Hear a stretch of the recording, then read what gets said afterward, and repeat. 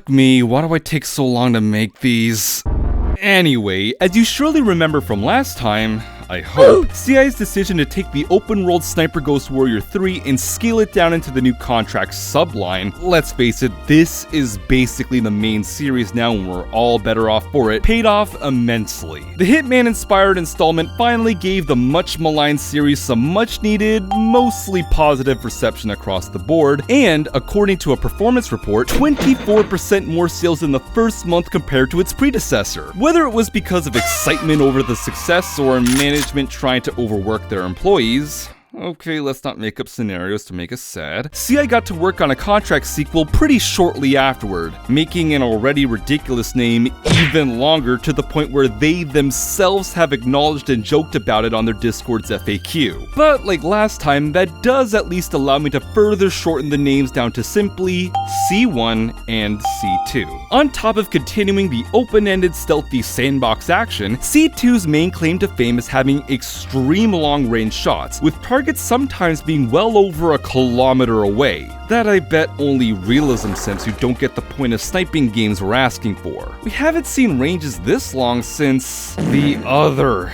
number 2 game in this franchise. I need to let this go. After seeing one delay, gee, I wonder what could have caused that! Contracts 2 dropped in June 2021 to more generally favorable reviews from critics, and a frankly mind-blowing 85% on Steam, making it CI's first game with a respectable, very positive ranking. Hell, even the top comments under IGN's uploaded the official gameplay trailer showed nothing but support and realization that, you know, maybe people shouldn't be so blind to the fact that CI has pretty much done nothing but improve over time, like this comment I still managed to dig up. In fact, it was so successful, hitting 1 million sales in about a year, that the dev team behind it has been rebranded as the extremely apt Underdog Studio, which is very nice to see. For the sake of consistency and the fact that they did not have this name while making it, I'm gonna keep calling them CI in this video. Sorry for the dead naming. As for what I think, of course I very much enjoy having more contracts to play, with a bit of extra polish and quality of life improvements. But by trying to focus on those extreme long-range shots, along with some other oddities under the hood, the end result does feel a little 2 steps forward, 1 step back, but we'll cross that bridge when we get to it. Even though the first contracts ended with a sequel hook and many unanswered questions, C2 unfortunately is not in any way related to it, and supposedly takes place before it, not long before current day in fact. The only link is an Easter egg in the tutorial where you can find Seeker's mask in a camera feed. Greetings, Seeker. That being said, the ideas are exactly the same. Continuing the shady mercenary theme, you play as an assassin known only by the codename Raven, who's been hired by a mysterious organization. Controlled by Control, you're sent to a fictional Middle Eastern country called Kuamar to dismantle President Bibi Rashida's corrupt regime and save some journalist named Taj Tahir. That's all they wrote, really. Just another Carmackian story. Is anyone else getting deja vu? You know, not really worth spending about 3/4 of your fucking review whining about it like it's actually a big deal because you somehow aren't capable of writing merely 5 minutes worth of actual critique like an overrated hack. That being said, I do kinda miss the mysteriousness of C1's backstory. I see as I shoot myself in the foot by immediately contradicting myself after dissing a pretty shitty review from someone I don't really like. If you recall, quite a few of your targets would allude to something bigger happening behind the scenes, and Seeker would occasionally question who he's working for before being told to shut up. Nothing of the sort ever happens in C2. Raven does exactly what he's told with zero qualms, and targets will just beg for their lives. Nevertheless, it doesn't affect gameplay, so let's move on. Running on, you get the drill at this point. C2 looks like a PS2 game. Is what I would say if I was completely fucking blind and delusional. Seriously, the fidelity that CI have managed to achieve with CryEngine is generally stunning, and this is without a doubt the most technically impressive game they've ever made. In some areas, I think it can rub shoulders with some AAA titles. Visuals are razor sharp, the lighting's solid, and I feel like I could say the game can reach a certain level of photorealism without feeling like some asshole's gonna pin me for it, but watch it happen anyway. The performance is overall as iffy as C1. Sometimes the game is much smoother despite all the graphical enhancements, but stuff like the long-range shooting galleries can drop your FPS like gravity to a bullet, so they sorta counteract each other. Despite my praise of the graphics, it seems like it came at the cost of personality and/or style. The colors that were already a bit reined in C1 compared to SGW3 have gotten even more muted. It's not like 7th gen bad, but 4 out of the 6 maps are either sort of brown or grayish, and the remaining 2 don't push their purple or blue hues enough to really stand out. While these color palettes are probably more true to life, it certainly feels less artistic. And as you may have noticed, the range of environments has also taken a tumble. While C1 had different areas in Siberia that felt somewhat unique from one another, C2 just has 2 woodland levels and 4 desert ones that atmospherically blend together, unfortunately. In addition, Raven himself just looks so boring compared to Seeker. With nothing but uninspired brown military fatigues and a plate carrier, my man has exactly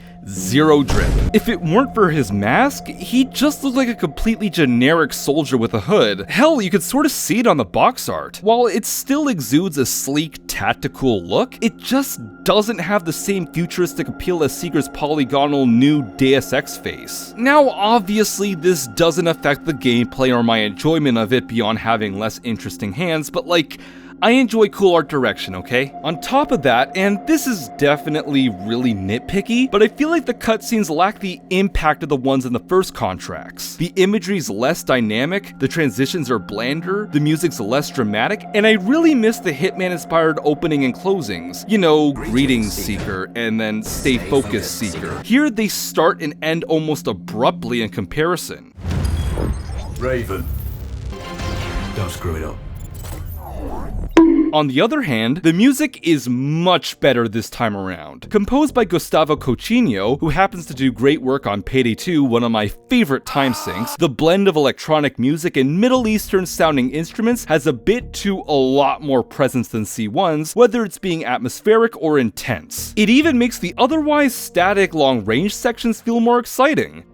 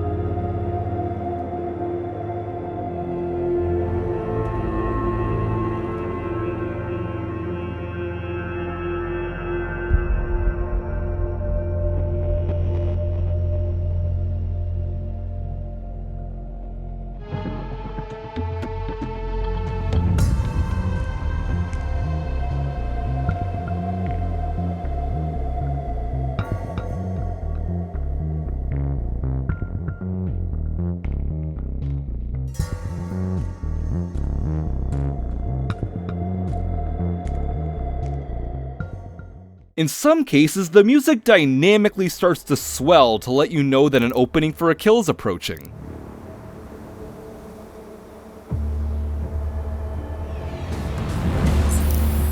Control, Raven here. Go for control. I have eyes on the target. He's outside and on the move. There's also more combat-oriented tracks that aren't boring to listen to.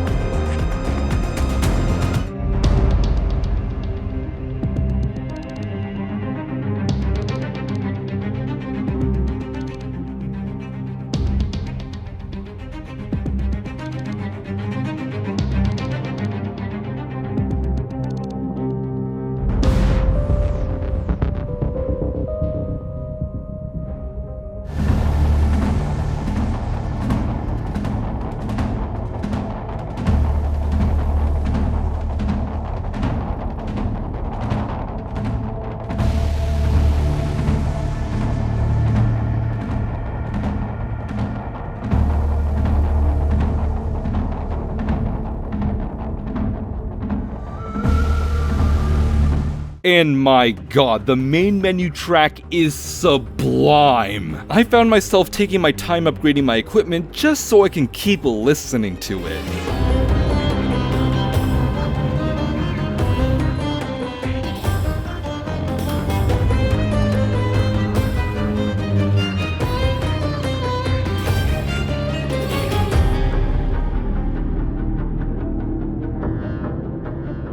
Oh yeah, and the menus are mostly more pleasant to look at. They're still fond of using white pop-up menus, but you won't be looking into the sun for quite as long when tweaking your loadout, nor will you be immediately flashbanged upon booting up the game. And speaking of UI, you now have the option to disable your radar or the whole HUD if you're so inclined. Obviously, this is a must-have for anyone wanting to increase the difficulty just a touch more. However, there's a few small complaints I have. While removing enemy tags, detection meters, the radar, and the ammo counter is fine and dandy, I don't agree with the removal of on-demand temporary HUD elements like the special ammo pop-up and the weapon wheel. For the former, you don't have any other way of telling what type you've loaded. Now, this is a matter of remembering the order you have them equipped, so it's user error if you forget, but I still think it would have been cool if you could diegetically check, like inspecting your gun's magazine or whatever, or just not remove it. And as for the latter, removing it is honestly unnecessary. Again, it's on demand and temporary, so it won't even detract from the HUDless experience. The biggest issue is the lack of hotkeys, so selecting gadgets is extremely vague, which means that there's a chance you may whip out a grenade or something else you don't want by accident. If you must keep it off, giving gadgets their own unique sound cue or something would have been a good decision. And speaking of which, I've noticed a few new additional sounds that sorta help to round off the presentation. They've added a kill cue, which is this satisfying, sharp, kinda metallic sound that makes every mook you take out have more impact than ever before.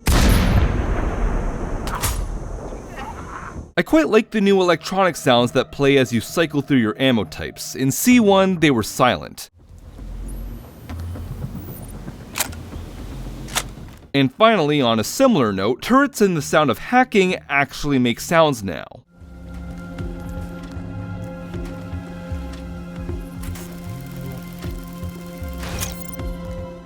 Finally, the voice acting is also pretty damn good. Raven's probably the best sounding protagonist since Anderson from that game I disowned. Like him, his delivery of his Kuamar lines just sounds natural and not script-like. You're smarter than I pegged you for. I have to be. Sniping takes a lot of mental math. Distance, gravity, wind speed. Maybe I'll have you do my taxes. Who pays taxes? Raven out. You think there are mountain lions here? Always thinking about hunting. Never shot one. Always wanted to. I thought you were more of a people person. Good point. On top of that, his interrogation lines, along with the poor mook he's about to kill, are more convincing than ever. There's a lot of aggression, struggling, and fear that comes across, and I like it. You know what I'm looking for. Where is it? I don't know! No, what kind of attitude is that? You don't need to kill me. You don't need to do this. But I do need to know where your friends are. Straight ahead. No. Please, don't kill me. Then tell me where the other soldiers are. Yeah, that way. Control himself is also alright. Unfortunately, he doesn't sound as mysterious or refined as Handler did, but deep British voices are always pleasant to listen to. You'll be able to scan terrain as well as tag and track hostiles. We've also given you some extra tools. We'd prefer it if you didn't break them. Now, as you'd expect, C2's gameplay, mechanics, and feel share all of their DNA with C1 and by extension SGW3. Therefore, if you want to hear a more thorough explanation of some of the more basic things and my thoughts on them, I highly suggest you take a look at them first. Please, they took months to make and I like attention. Like my C1 video, I'll be focusing more on any differences. That being said, I'll also take the time to go over a few things I unfortunately failed to elaborate on last time, which was noted by some viewers. I thank them for the feedback and I sincerely apologize for not being as thorough as I should have been. While the sniping is mechanically identical to the last game, C2 addresses some issues with the dynamic reticle system that ought to please both the scrubs that couldn't aim and normal literate people. Whereas the difficulty settings in the first contracts didn't change the UI at all, now the higher the difficulty is, the less sniping relevant information the HUD gives you. On Marksman, the easiest setting, you're given everything by default. Tagged enemies show you their distance, you got the bullet drop line, and even the red dot makes a return, and is likely the reason why the reviews are more positive this time. God forbid CI overestimate the intelligence of the average gamer. As for Deadeye, the highest and best difficulty, both forms of aim assist are gone and can't be turned on, including that stupid drop line that you couldn't get rid of last time, and tagged enemies no longer show you their distance, forcing you to use the scale and measure manually or temporarily scope out and use the rangefinder on your binoculars, which is more precise but takes longer, and also helps you to more accurately shoot inanimate objects. Fantastic changes all around. The Takahashi scrubs can't ruin the ratings with their DSP level skills, and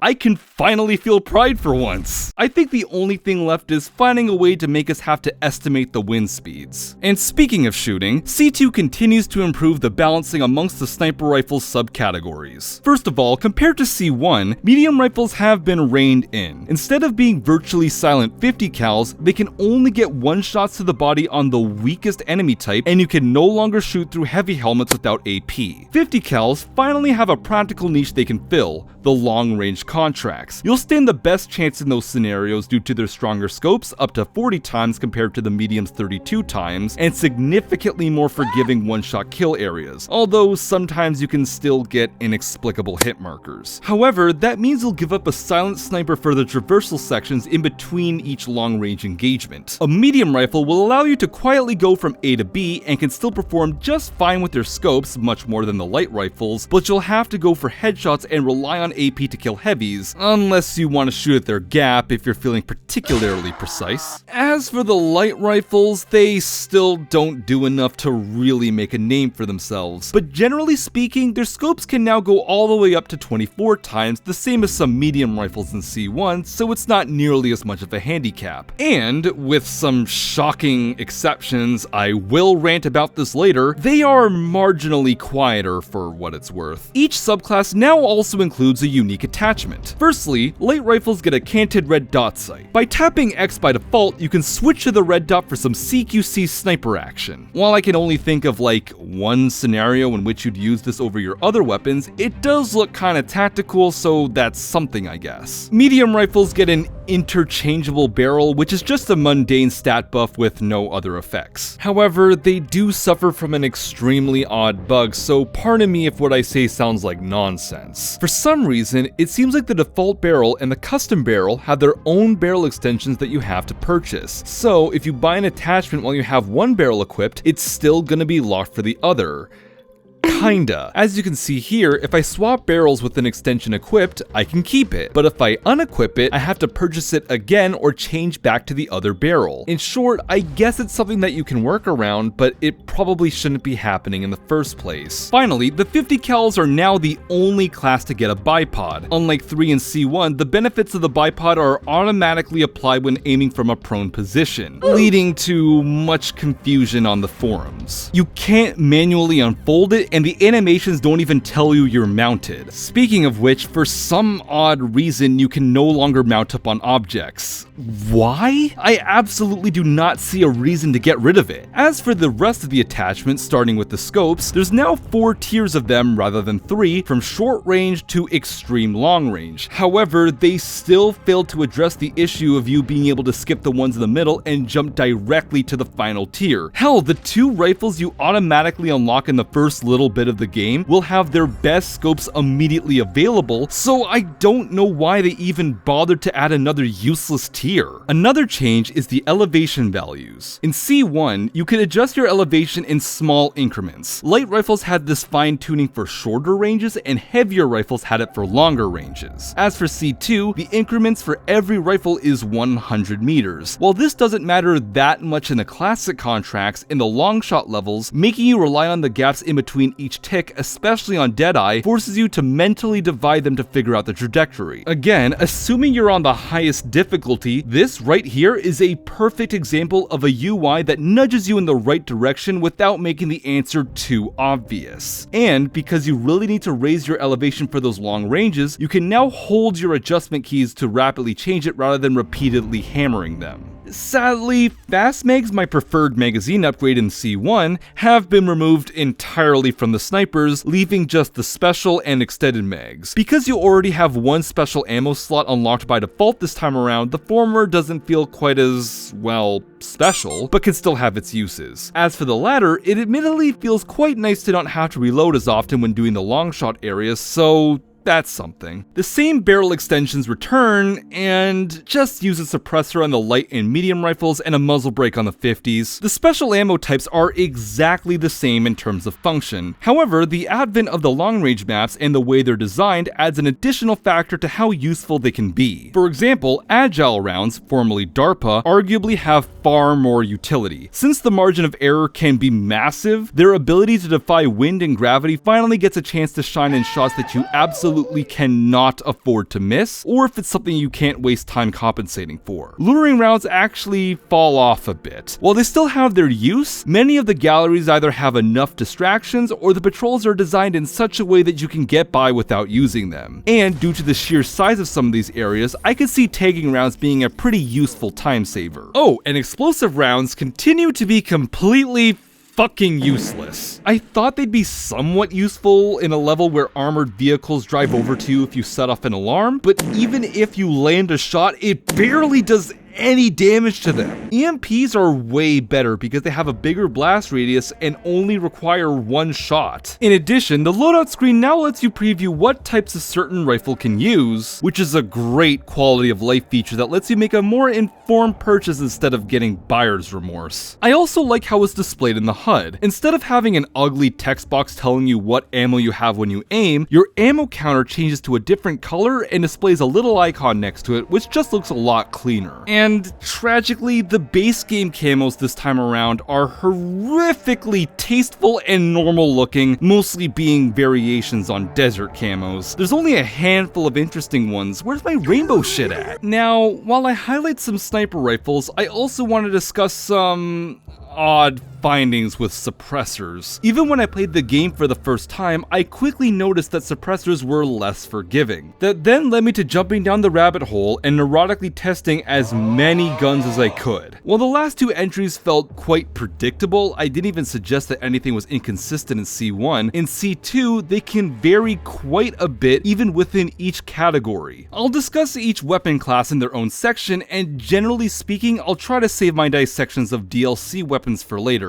You'll see why. Also, while all my noise testing footage is actually on veteran, just so I could see the enemy distance at all times, this has no bearing on sound or enemy behavior. So let's start with the rifle that I'd actually slightly caution against, the LSSR MISH-2. Now, before I actually tested it, I never knew there was anything wrong with it. Hell, I was convinced that it was the best light rifle with its semi-auto nature, albeit kinda slow for one, and integrated suppressor. But when I tested it, it was audible up to about 39 meters, causing an instant alert. And I shit you not, that makes it the loudest silent sniper in the game. Hear me out. The first light rifle you're given, the JIC-762, has a noise radius of about 37 meters and merely causes suspicion, not an alert. The medium tier Defender 888 is as quiet as 30 meters and also will not cause an instant alert. This is insanely misleading, and of course the game doesn't give you any information on this. The noise reduction stat bar ranks the MISH as one of the quietest, so you'll spend a bunch of resources on a gun that actually performs a bit worse. Now obviously it's still a perfectly functional sniper rifle. I've used it for whole missions and never caused an alert because of its noise. I'm just warning you in case you fall into the noob trap and assume it's the best option like I did. And it is very stupid. If you really want the quietest and best light rifle, the Rehimaki M10 is your best option with a suppressed noise radius of only 20 meters. As a bonus, it also has an absurdly high mag capacity with 15 rounds unupgraded, and access to AP rounds. For the medium rifles, and probably overall, the best one by far is the other integrally suppressed rifle, the MSSR-10. Unlike the Mish, however, it's actually quiet. In fact, it's pretty much only topped by the pistols and bow, with a noise radius of merely 13 meters. Topped with a 32x scope, the loadout screen says 22, but that's a typo, and 3 of the best ammo types in the game, the MSSR is a super versatile rifle that would honestly be OP if it weren't for its price. At 12 intel tokens and $200,000, it's the most expensive rifle in the game, which is good. C1 struggled with that. Assuming you don't buy anything else with them, you'll need to play at least 4 missions and successfully kill at least 3 bounty targets to get enough tokens, so it's technically locked behind story progression.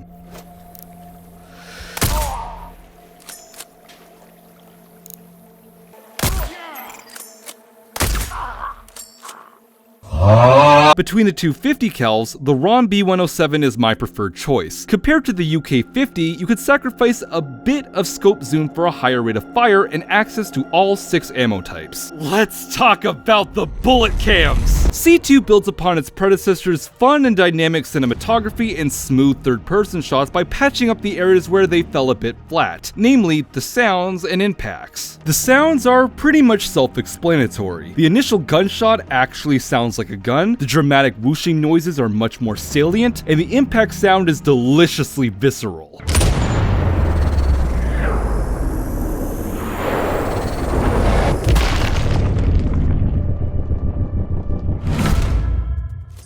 And as you can see, the impacts are the best they've ever been. The transition from flight to penetration flows extremely well, as the camera quickly pans around the victim to focus on the bullet coming through on the other side. The blood finally looks good and creates a satisfying trail from the exit wound. And instead of janky death animations or silly looking ragdolls, C2 opts to have time virtually come to a standstill, allowing you to take in the visceral sights like a gore fetishist from the Trepang 2 suggestion channel with little room to ruin it. Limb shots are also framed much better. Really, they look great on the whole, and you can take your spooky skeletons and testicles and shove it up your ass. I much prefer these. There are still some flaws to point out, however. The most common error that can occur is how the game deals with the camera pan if there's something that would obstruct the view, like if the target is standing close to a wall. Sometimes the game will awkwardly jump cut back to the front of the target, which kills the flow and momentum with how abrupt it is, and how the time-stopping effect starts to look boneless with this framing. And other times, the game will just give up and make the camera clip through objects, reminding you that yes, this is still Slav jank. And whether or not this is a bad thing is up to you, but when shooting at faraway targets, the bullet cams actually make killing them easier since they don't play in real time. Technically, this quirk has been present since SGW3 or possibly even earlier than that, but in those games, the ranges weren't long enough to noticeably alter gameplay as much as C2. If a cam does play, the few seconds of travel time ceases to be a factor, allowing you to nail moving targets or salvage a missed shot without needing to lead the follow-up. Turning them off increases the difficulty substantially. For the sake of both getting bullet cam shots for the video and not wanting to feel too cheaty, I set the cams to only play at about half the normal rate in my first run through. And hey, if you want to call me a scrub for using them at all, please direct your anger towards these morons. I am not your enemy. Hell, I had them turned off for replays to save time and still did fine.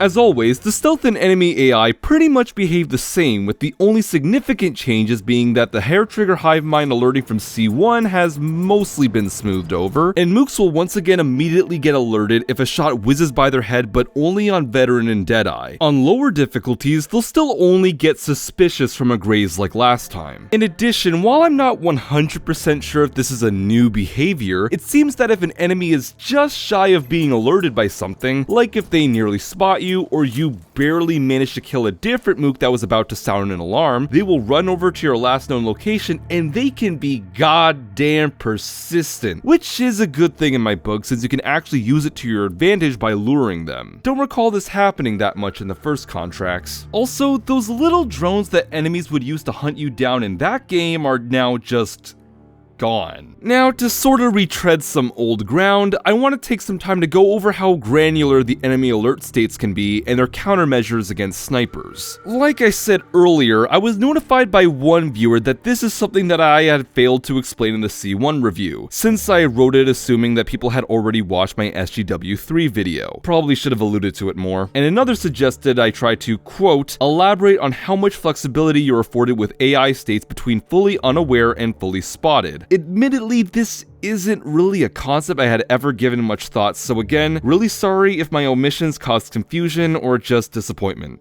I'll be good at reviewing games one day. So, to hopefully not 100% plagiarize myself, if enemies get suspicious of a sniper, the first thing they'll usually do is hide behind cover, either forcing you to reposition or wait until they expose themselves, like when they try to search for you with binoculars. Which, by the way, has a fancy new indicator to communicate this and avoid some confusion that occurred in C1. I've also seen them toss smoke grenades on occasion, sometimes extremely awkwardly, and they don't always seem to actually use it. Raise more suspicion, and some enemies will either start suppressing your position, which, remember, is different from them actually spotting you, start rushing you, or send in mortar strikes.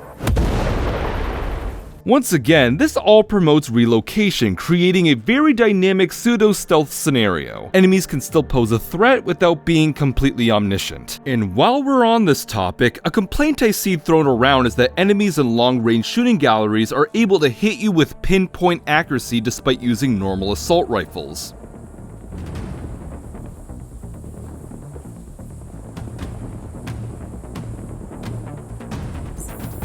According to the detection arrow, these enemies know where I am. Are we even playing the same game? Takedowns are largely unchanged and still feel great with their slow-mo and dramatic sound effects. In addition, some animations that strangely lacked those sounds in C1 now have them.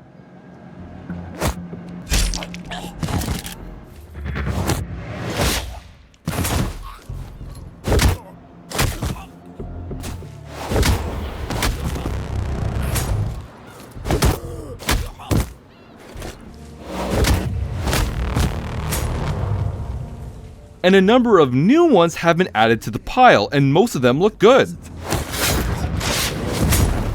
Area clear.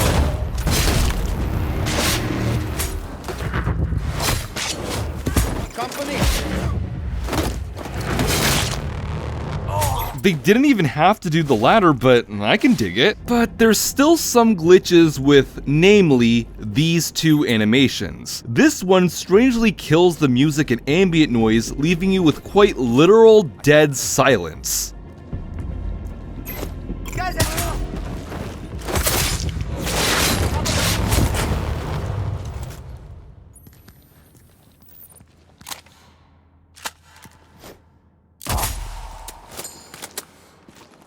And this one turns the motion blur on.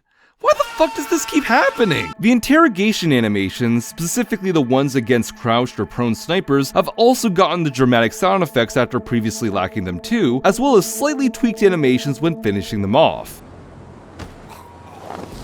The supplies. You'll tell me where they are. Kill me. I won't tell you.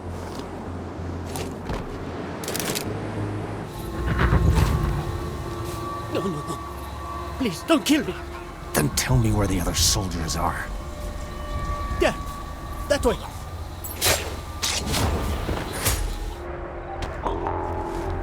Where are the others?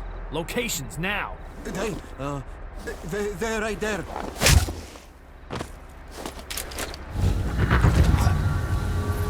The supplies you're hiding. Where are they? Close. Head that way. Liar. Personally, I think the crouched one's much better, while the prone one is significantly worse. By now, you may have noticed that interrogations now take much longer due to the use of 3 lines as opposed to just 2. While I can appreciate the voice acting like I said earlier, it actually ends up being a completely unnecessary nerf, intentional or not. Usually, they can take upwards of 15 whole seconds to sit through. Not far. Over there. Damn, you gave those boys up fast.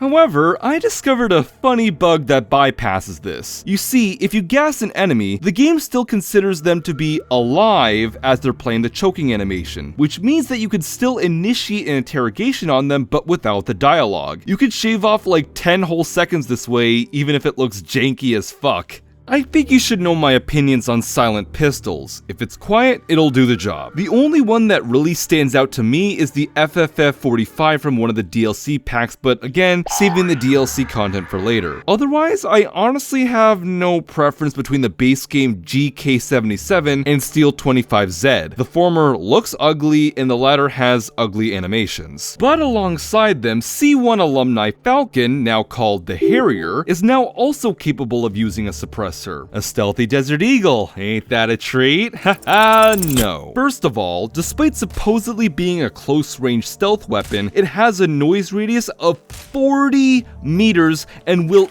instantly put enemies on alert. And on top of that, its damage, as well as all the other heavy pistols, has been nerfed, only being able to body shot the weakest of foes. So in the majority of cases, the Harrier is practically all downsides and fills no niche. It's almost as misleading as the Mish, but unlike the Sniper, the Harrier's practically unusable for stealth. I know that the loud-oriented pistols being too quiet despite hitting like a truck was an issue in C1, but this is basically the opposite problem. While both cases are misleading, the difference is that because these are stealth games, in C1, you'd likely just ignore them or only use them when you had already raised an alarm, whereas in C2, you'd see the suppressor and get fooled into thinking that it's a viable option, only to learn about the problem the hard way. I'd rather they just not even give us the option. It's a noob trap. Hell, in the Discord server, I saw someone share a video thinking it's bugged when it's just poorly tuned. So things do not bode well for C2's revolver, the Zodiac 41, having a much slower time to kill against anything stronger than a grunt, while being more than 5 times as loud and having 1 less shot in the cylinder. It's just not worth using anymore. The full auto Furlock, I once again sort of see what you did there, the new Gaston, is the only loud oriented pistol that hasn't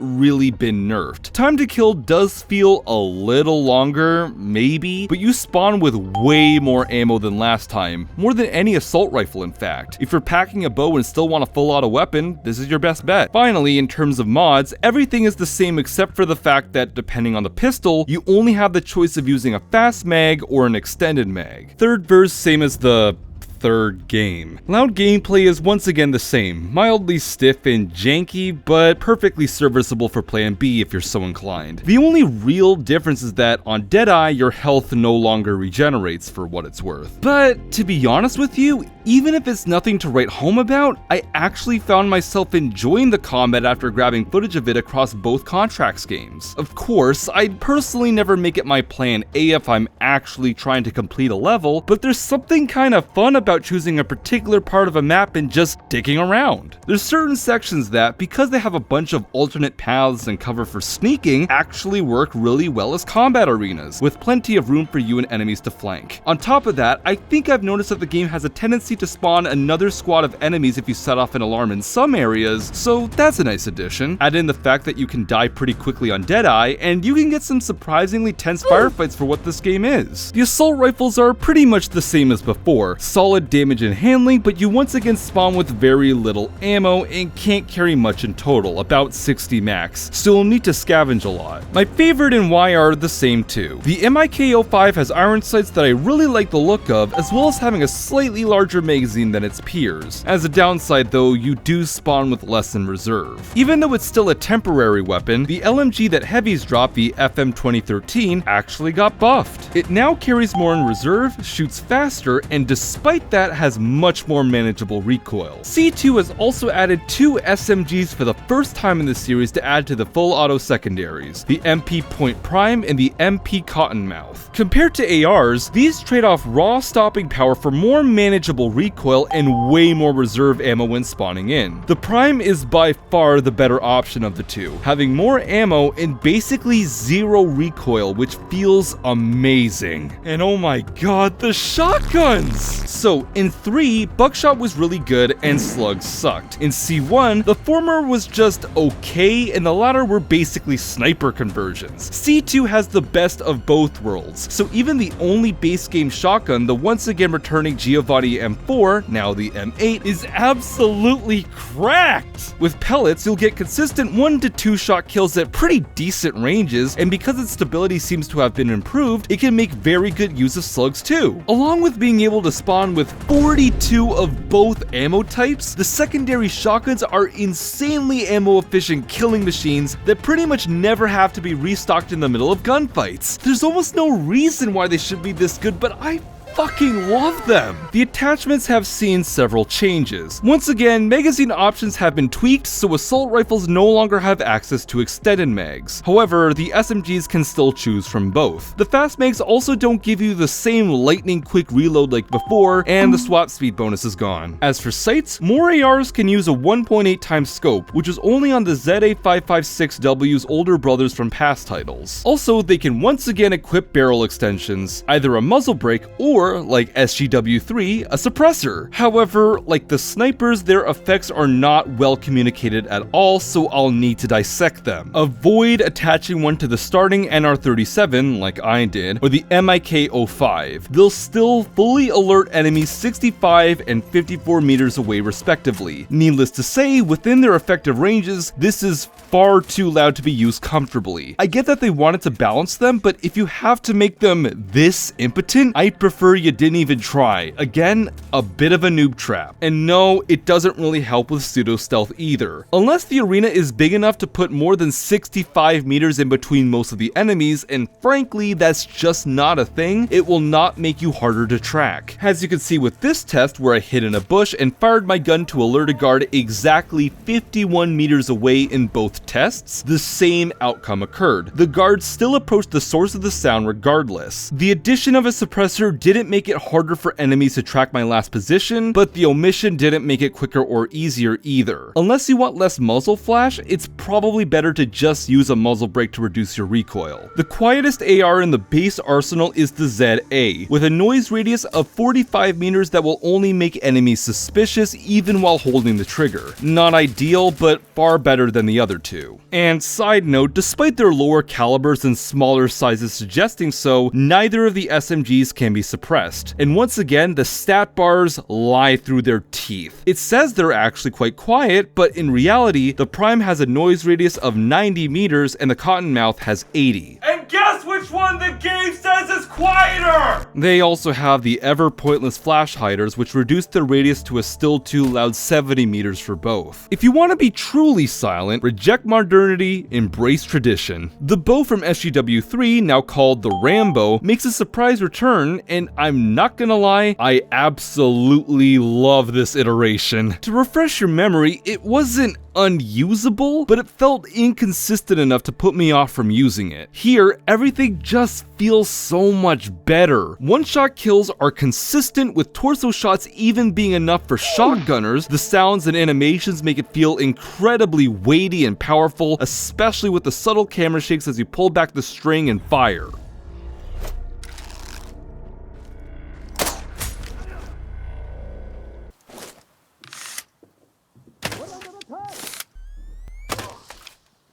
You can even now use it while prone. The only thing I don't like is how the arrows just bounce off enemies instead of being embedded in them. Compounding the bow's utility, you also have explosive and gas arrows free of charge. Unlike the sniper variant, the former is extremely powerful and has a good blast radius, which gives the normally stealthy secondary a good plan B, if kinda unwieldy when you're being shot at. And the latter finally makes gas a good stealth tool. Honestly, maybe too good. You can instantly drop groups of mooks as long as they aren't shotgunners, which wear gas masks, without worrying about the fuse times of their inferior grenade versions alerting them. This also includes heavies. You could just straight up not get the heavy takedown skill and use gas arrows instead if you're so inclined. You can also buy attachments for it, but besides the red dot sight, I'm pretty sure they're all cosmetic. And on top of that, because of the inclusion of the furlock, you could still have a fully automatic weapon for combat by essentially swapping the roles of secondaries and sidearms. As for how all these guns feel, the sound design is legitimately fantastic across the board, so your arsenal has never felt more powerful. Even the reload sounds have been improved, sounding more weighty and crunchy, as you'll hear in the upcoming clips. All the snipers, whether or not they're suppressed, all have incredibly punchy, thunderous, and varied firing sounds, instead of almost all of them sharing the same echo sound. On top of that, the sound of cycling a bolt action creates this lovely shing that's on the level of a grand ping.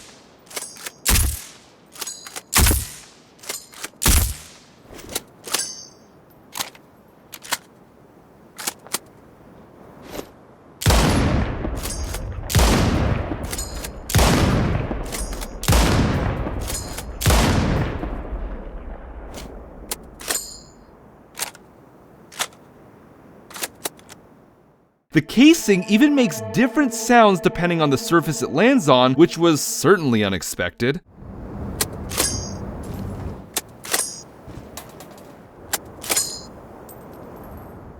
Once again, the automatic secondaries continue to have that pleasing chatter, on top of having much better reverb, and when suppressed, they make this extremely satisfying whip-like crack.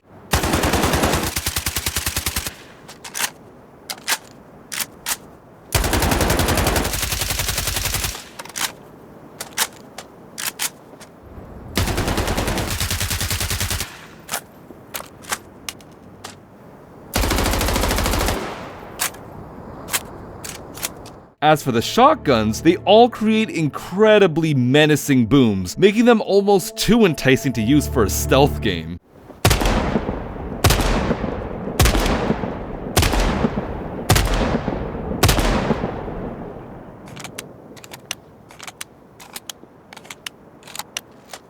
And like I said earlier, the bow sounds amazing for what it is. The same general comments apply to the pistols as well, loud and quiet, with even the low damage GK77 having some serious impact.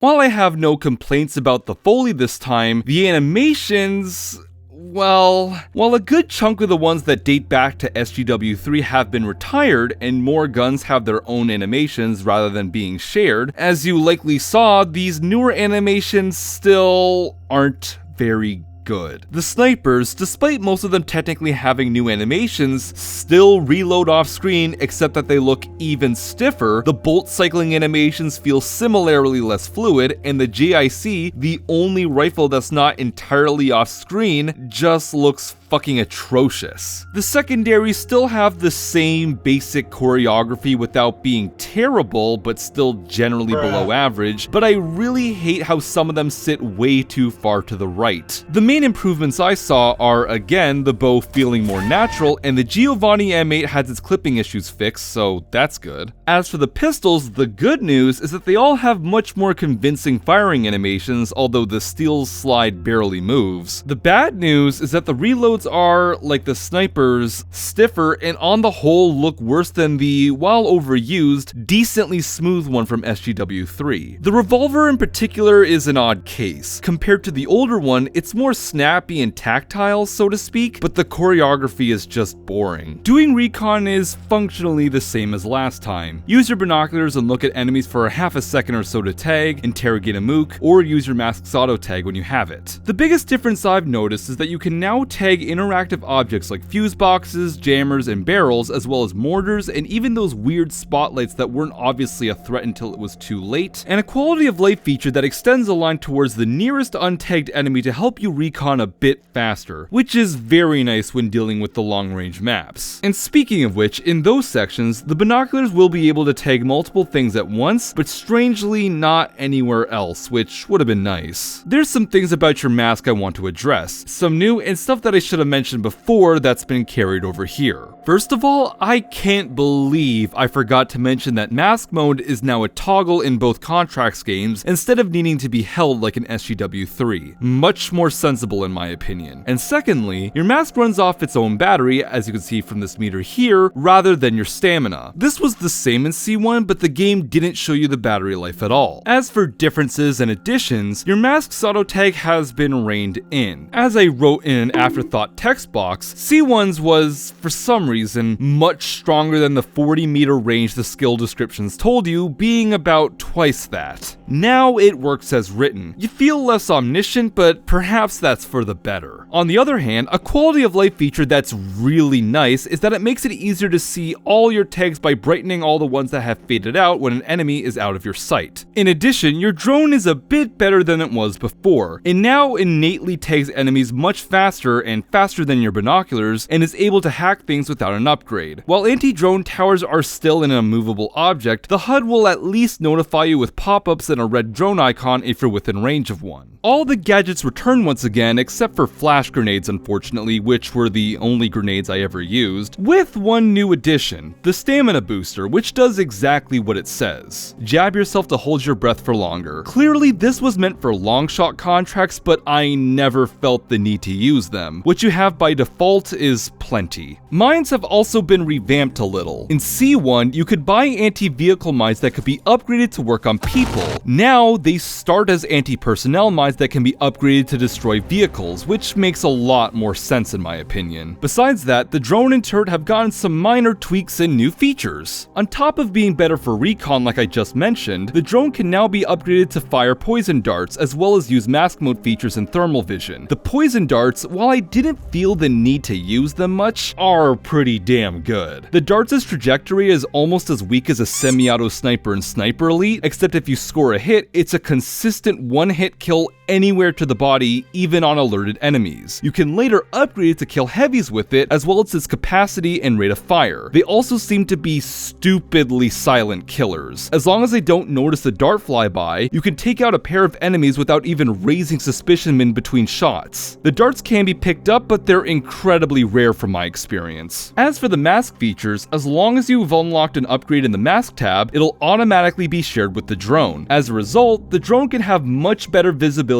thanks to thermal vision, so just like SGW3, and the auto tag pulse can make it even more efficient. Now, a quirk you might have noticed, you might see me randomly trigger these features for no reason. And that's because, up until recently, I didn't realize that they were bound to left control, which conflicted with me using it to lower the drone. It's not even listed as a keybind, so I can't change it. So that means on foot, I use control to crouch and C for the mask, but in the drone, I have to use the opposite. I guess I can live with it, but it's annoying. And one last thing, even if it's still not that useful, the EMP pulse is a lot quieter now, which is nice. The turret has seen a whole slew of changes. Firstly, the ammo. In C1, it was loaded with 16 shots, and that's all you were able to use for a whole contract. Now, it only has a max of 8, but you have a chance to pick up ammo for it. It also now has a feature that makes it not fire if the target is obscured. Before, there was nothing stopping you from wasting ammo and alerting people. As for the upgrades, the first tier lets you choose between a sentry function or a range increase. The former, frankly, Sucks. The sentry allows the turret to automatically shoot enemies who spot it within 15 meters, although it won't work if enemies actually see it being placed. It also has an overwatch function of sorts, which makes it shoot any enemy that spots you, if they're 50 meters or less away. Do you have any clue how short that is? Most vantage points are at least 100 meters away from the places they overlook. The worst part is that it doesn't even seem to fucking work even within that awful distance. I've gotten myself caught a few times to test it, and every time I die without the turret even bothering to shoot. You're better off using the range upgrade, which makes the turret's effective range go from 200 meters to 1000. This is a pretty good Goldilocks number, as it's perfect for classic contract ranges, but still not long enough for long-range contracts, so you have to rely on yourself. Next up, the choice between making the turret semi-auto or suppressing it returns, except that the former actually works as advertised, shooting significantly faster than without it.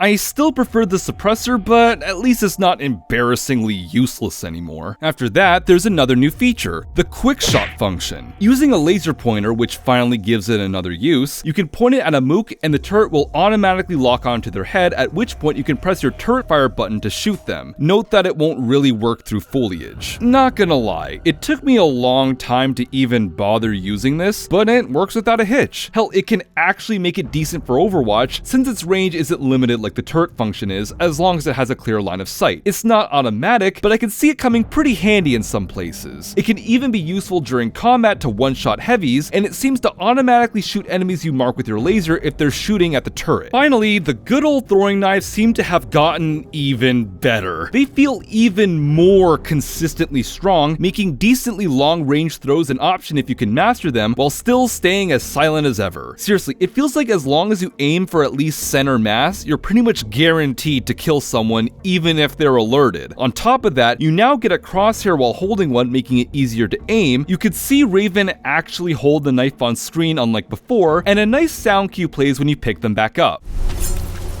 But on that topic, there can be a small issue with that. A bit like arrows, knives no longer stick to enemies for some dumb reason, so they can fall under some staircases or even straight up roll away if you kill an enemy on a hill.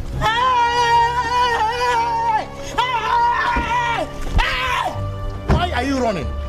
Why are you? And weirdly, if you happen to throw them on the ground or at a wall, they can't be picked back up, despite you being able to see them. No idea why, but it's an annoying waste of knives. C2 skill trees have a pretty similar overall layout to C1's, however, there's a few changes I'm not really a big fan of. First of all, the trees have been trimmed down a fair bit. Compared to C1, there's way less instances of having to choose between two skills sharing the same segment. While this is likely the result of devs getting rid of some useless skills, i.e., do you want to increase the range of your mask's features by 15 meters, or have protection against flashbangs and gas grenades that enemies will literally never use, which is now innate by the way, we still have the issue of one skill being blatantly superior, but perhaps even worse. For the two categories dedicated to improving Raven himself, the only example of this decision making being put to decent use is whether you want to see interactive objects like turrets through walls, or reveal camera vision cones. For the rest of them, and I do mean the rest, there's only 3 more of these, we have compelling choices such as, do you want to get some armor that you'll never use if you stealth, or carry more ammo? Do you want to get some armor again, or carry more gadgets? And lastly, the ever hair-pulling choice between even more armor again, or being harder to spot in desert maps in this stealth game! At least in C1, we had things like choosing between 2 different ammo upgrades, which actually makes sense. I guess the decision making for meds and gadgets are okay-ish, but adrenaline shots are still the best healing item, and I never invested in the gadget subtree because I never used any of the listed ones. Also, the order of the knife subtree is complete fucking nonsense. In C1, the first slot was a choice between Swift Gambit and Nimble Hands. Automatically looting an enemy is a pretty mundane skill compared to the former, but in the early stages of the game, it's better for efficiently earning mook money. On the other hand, I don't think Swift Gambit is too OP as an early game perk either, since it can help with moving bodies. I can't imagine you'll be rushing around with limited map knowledge, no auto tag, and loud sprinting. Overall, nice. Meanwhile, C2 puts Nimble Hands at the end of the fucking tree after chain kills and heavy takedowns. It's now way too overpriced for its function, and enemies don't even give you money anymore. Why is this here? I didn't even bother unlocking it. Now, to throw the game a bone, there's at least some good to be had. First of all, I much prefer the way thermal vision looks in C2. The more typical thermal colors just look prettier and don't obscure the environment as much as C1's quite literal night vision does, which, to be fair, could have been a slight balancing decision. Speaking of which, this clarity is counteracted by a few drawbacks. It's much less useful for Recon since you cannot use it at the same time as binoculars, and it shares energy with mask mode, which means it can run out, unlike Seekers, which doesn't run on any battery and lasts forever. It also can't highlight enemies at extremely long ranges, so you're stuck with your naked eye in those cases. And while it's not much, there's two entirely new skills. Eye-arm simulation will show you an arc as you prepare to throw luring rocks, C4, or grenades, and will also make you throw them further. Perhaps it's a little too expensive for how mundane it is, but it is definitely useful if nothing else. The other will allow you to ride ziplines in either direction. While there's not many maps that make good use of this new ability, it's still pretty cool, and I can see the potential in how it could be considered in future games, like opening up otherwise inaccessible sniping positions or entry points. On top of the neutered skill tree, C2's economy has been seriously dumbed down. If you recall from last time, I really enjoyed trying to ration out my cash across my weapons, gadgets, and skills, along with the tokens earned not just through the main objectives, but some of the side content and collectibles as well. That level of optimization is basically a thing of the past. Now, you're free to splurge all your dollary dues on weapons and gadgets in between missions because they no longer play a role in earning skills. The fucking icon is still there, why must you taunt me? Skills now only require challenge tokens, which have basically been combined with contract tokens, since a good chunk of them can be easily earned by playing normally. Since the lower tier ones now need tokens as well as the higher ones, you can't really earn quite as many skills at once after a mission. Not really sure whether or not this is a good thing. I found myself bypassing certain subcategories, like anything that would merely increase my carrying capacity, in order to focus on ones with stronger skills since the tokens are less abundant. It's certainly less rewarding.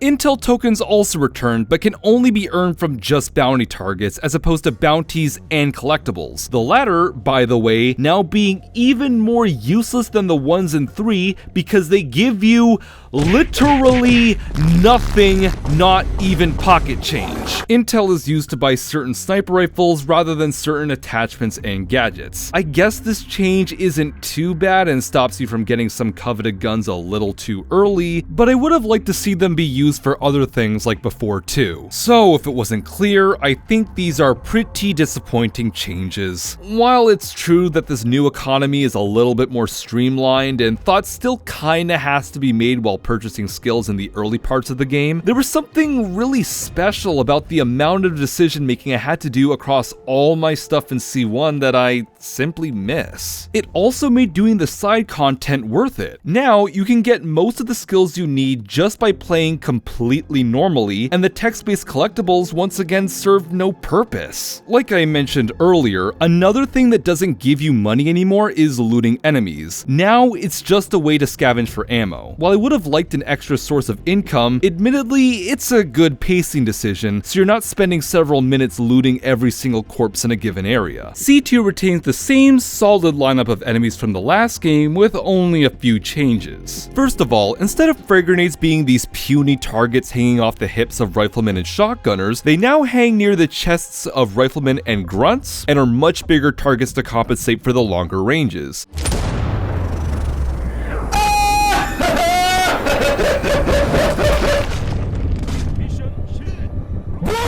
which also makes it easy to shoot them purely by accident up close, which is absolutely hilarious. Officers also have a smoke grenade on their waist that can detonate in the same way. As for other things that don't have much to do with their raw stats, when you traverse through levels, you'll often hear enemies having more frequent conversations or just talking to themselves. The former was obviously still present in C1, but I felt like I noticed them more here. Not trying to say that this is revolutionary or whatever, but it's nice to see. Not only does this give you an extra sound cue for enemies, assuming you haven't already tagged them, it just generally makes the world feel more alive, which I appreciate. Sometimes they'll talk about generic things, sometimes it's relevant to the mission, and in one instance, you'll hear one guy beatboxing.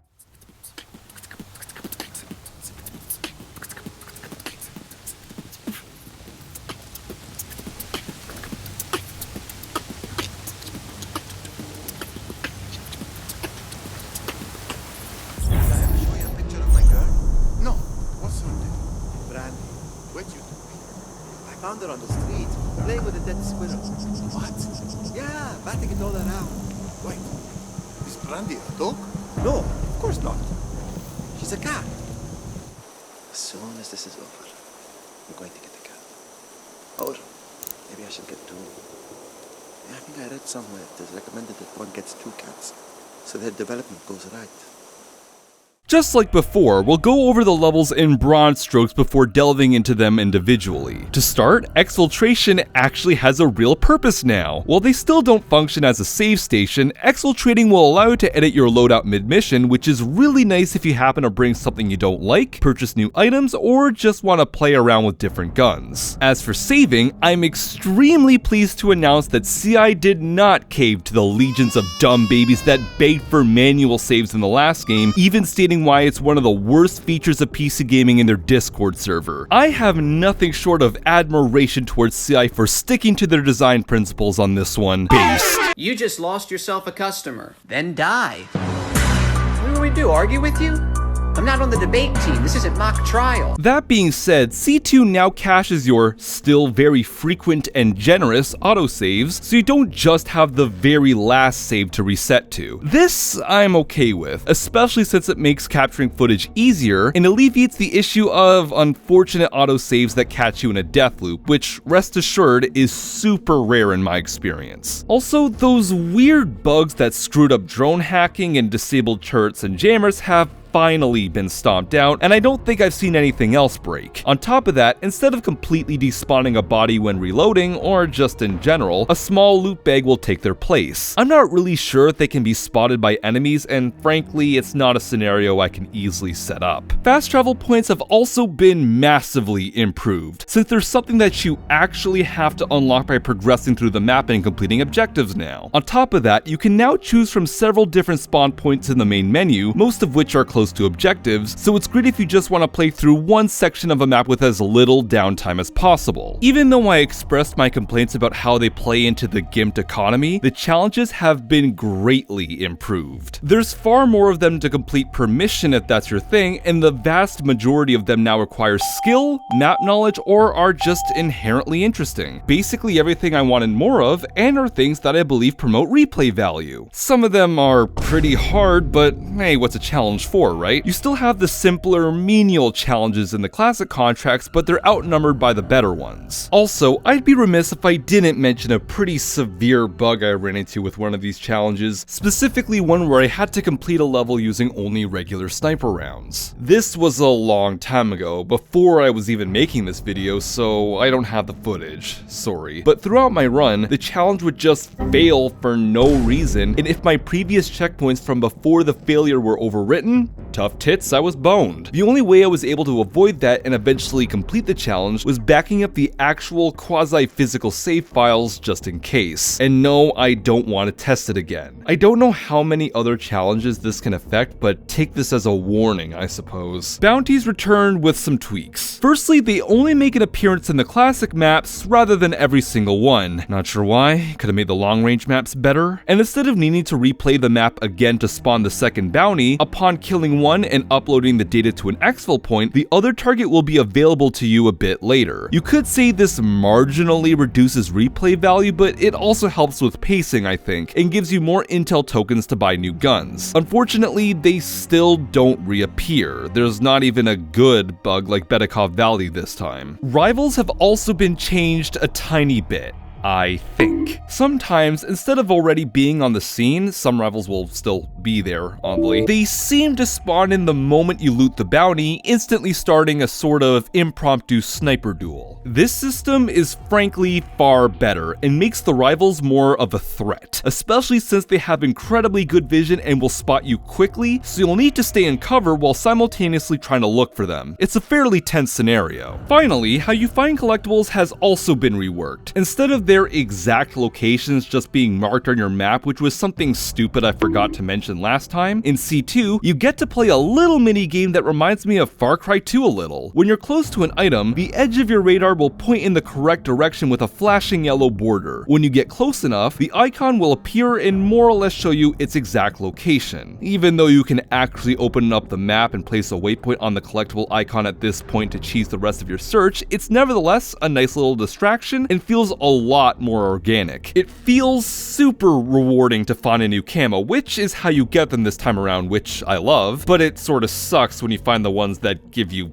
basically nothing. Obviously, the formula for C2's levels is mostly the same as C1. To recap, there's large hotspots for objectives connected by various traversal sections, and some maps have an invisible hand of varying strength that pushes you into completing objectives in a certain order or way. Dominant strategy, in other words. As for what I meant by the long shot and classic contracts up to this point, the former are maps that revolve around sniping at targets more than a kilometer away, while the latter are more in line with the first game, having an even mix of sniping and CQC. I'll break them down further as we go along, as well as my opinions, although I did show my hand a little earlier. Since it worked well the last time, my first playthrough will serve as the framework for the order I'll be covering the objectives in any given level, with occasional interjections from subsequent attempts to cover as much ground as I can. To keep things consistent, each playthrough will start from the default spawn point. And once again, if for whatever reason you don't want the layout spoiled for you, here's the timestamp. After possibly an even more thorough and idiot-proof tutorial than the last game, seriously, I do not know how you could play this and not understand the sniping. Fuck! Oh, for fuck's sake. Raven is sent to Zindah Province, the game's first long-shot contract. Here, he must eliminate 3 targets: Antoine Zarza, a warlord who arms Rashida's troops, Captain Ronald Payne, who trains them, and Colonel Fyodor Novikov, who deals with logistics and supply chains. Note that when you first play this map, you'll be forced to bring the heavy UK-50, which means no stealthy medium-range sniping. So, remember when I said, overall, Altai Mountains is a pretty great first level that wastes almost no time in pushing you straight into the deep end with a nice meaty map that showcases exactly what the game has to offer, rather than making you play through a whole simple, dumbed-down map that mostly exists to help the newest of new players. This is that simple, dumbed-down map that mostly exists to help the newest of new players, and it confirms some of my initial fears around the whole long-range gimmick. To prove a point, my first run through all the game's long-shot contracts will prioritize speed and cheese, but I will give credit where it's due and be more thorough. So right off the bat, you're pretty much placed on a linear path with like 2 enemies that leads directly to a small camp. Nearby is a vantage point that can be used for recon and sniping. The on-foot experience is perfectly fine for what it is. Plenty of room to move around, lots of foliage, but it does feel a bit sparse. As a bonus, and I'm not sure if this counts as the invisible hand, if you interrogate or loot the officer or hack the nearby laptop, you'll trigger a special event involving an arms dealer for the upcoming shooting gallery with Zarza, which is almost literally straight ahead. When you're at the vantage point, you've got a bit of time to do recon before Zarza rears his ugly head. Since I triggered the weapon deal, the dealer himself, who is now a secondary target, arrives shortly after. Eventually, both will meet up by a garage and line up for a double kill, so I shoot a nearby guard so that there's no one to notice, shoot a fuse box to open up the garage door for a better view, get the double kill, and just leave. And that right there kind of sets this long-range stuff off of the wrong foot for me, and is partly evidence why realism simps are never to be catered to. I barely had to try to barely engage with the rest of the shooting gallery. I was pretty much handed this easy solution and completed my objective in like 2 minutes. Beyond challenges, there's nothing that really stops you from rushing and taking the easy way out. Hell, I probably could have shot Zarza the moment I saw him. If you don't mind me interrupting the level analysis to go on a slight rant on the long shot shooting galleries in general, they're a drastic change from most of C1's targets. You often had an additional objective nestled in the area, so you couldn't just shoot your target and book it. Sniping was more or less a means to an end rather than the end itself, which is what I personally prefer. You pick off key targets, if not all of them, to make infiltrating on foot easier or otherwise not have to get in direct combat. By trying to replicate more realistic sniping scenarios, you effectively cut out half of the gameplay loop that's been established since 3 and replace it with something that anyone can cheese. You rarely ever need to deal with a swarm of angry bees below if you raise an alarm after successfully killing your target. In my opinion, this results in a far less interesting, less dynamic, and less replayable experience, and I strangely was never that motivated to do much beyond letting the invisible hand give me the easiest solutions outside of getting footage for the video. Even if I did do it because I just wanted to experiment on my own time, I wasn't as excited as I normally would have been. And I opted to use stealth in enemy front, so you can't call me lazy. And I understand the budgetary and design constraints that likely omitted this, but there's also only one possible angle you can approach these faraway outposts from, making things even more static, kind of removing relocation from the gameplay loop, and again, reducing replay value. And no, the little side-to-side space you have barely counts. But I'm a man of my word, so let's be fair, rewind, and assess the things they do right. Speaking in good faith, these long-range shots are effectively a big puzzle, requiring good observation, timing, some occasional strategy, and a solid grasp on the ballistics where millimeters can become meters. To clear them as silently as possible, you'll want to pay attention to the patrols and use the environment whenever possible to make openings. So I can understand why people would enjoy trying to wipe out one of these areas without raising an alarm, even if I don't really bother with it often. I also assume that finding all the various ways that one can manipulate the gallery to find different ways of killing your target should be somewhat enjoyable for completionists, Hitman fans, or those who just appreciate detail. For as simple as they seem on paper, there's at least some level of depth that CI managed to cram into some of these areas, so I can't really fault that, even if they don't trigger the same amount of dopamine for me. It's extremely meticulous bubble wrap gaming, and landing those long shots is almost inherently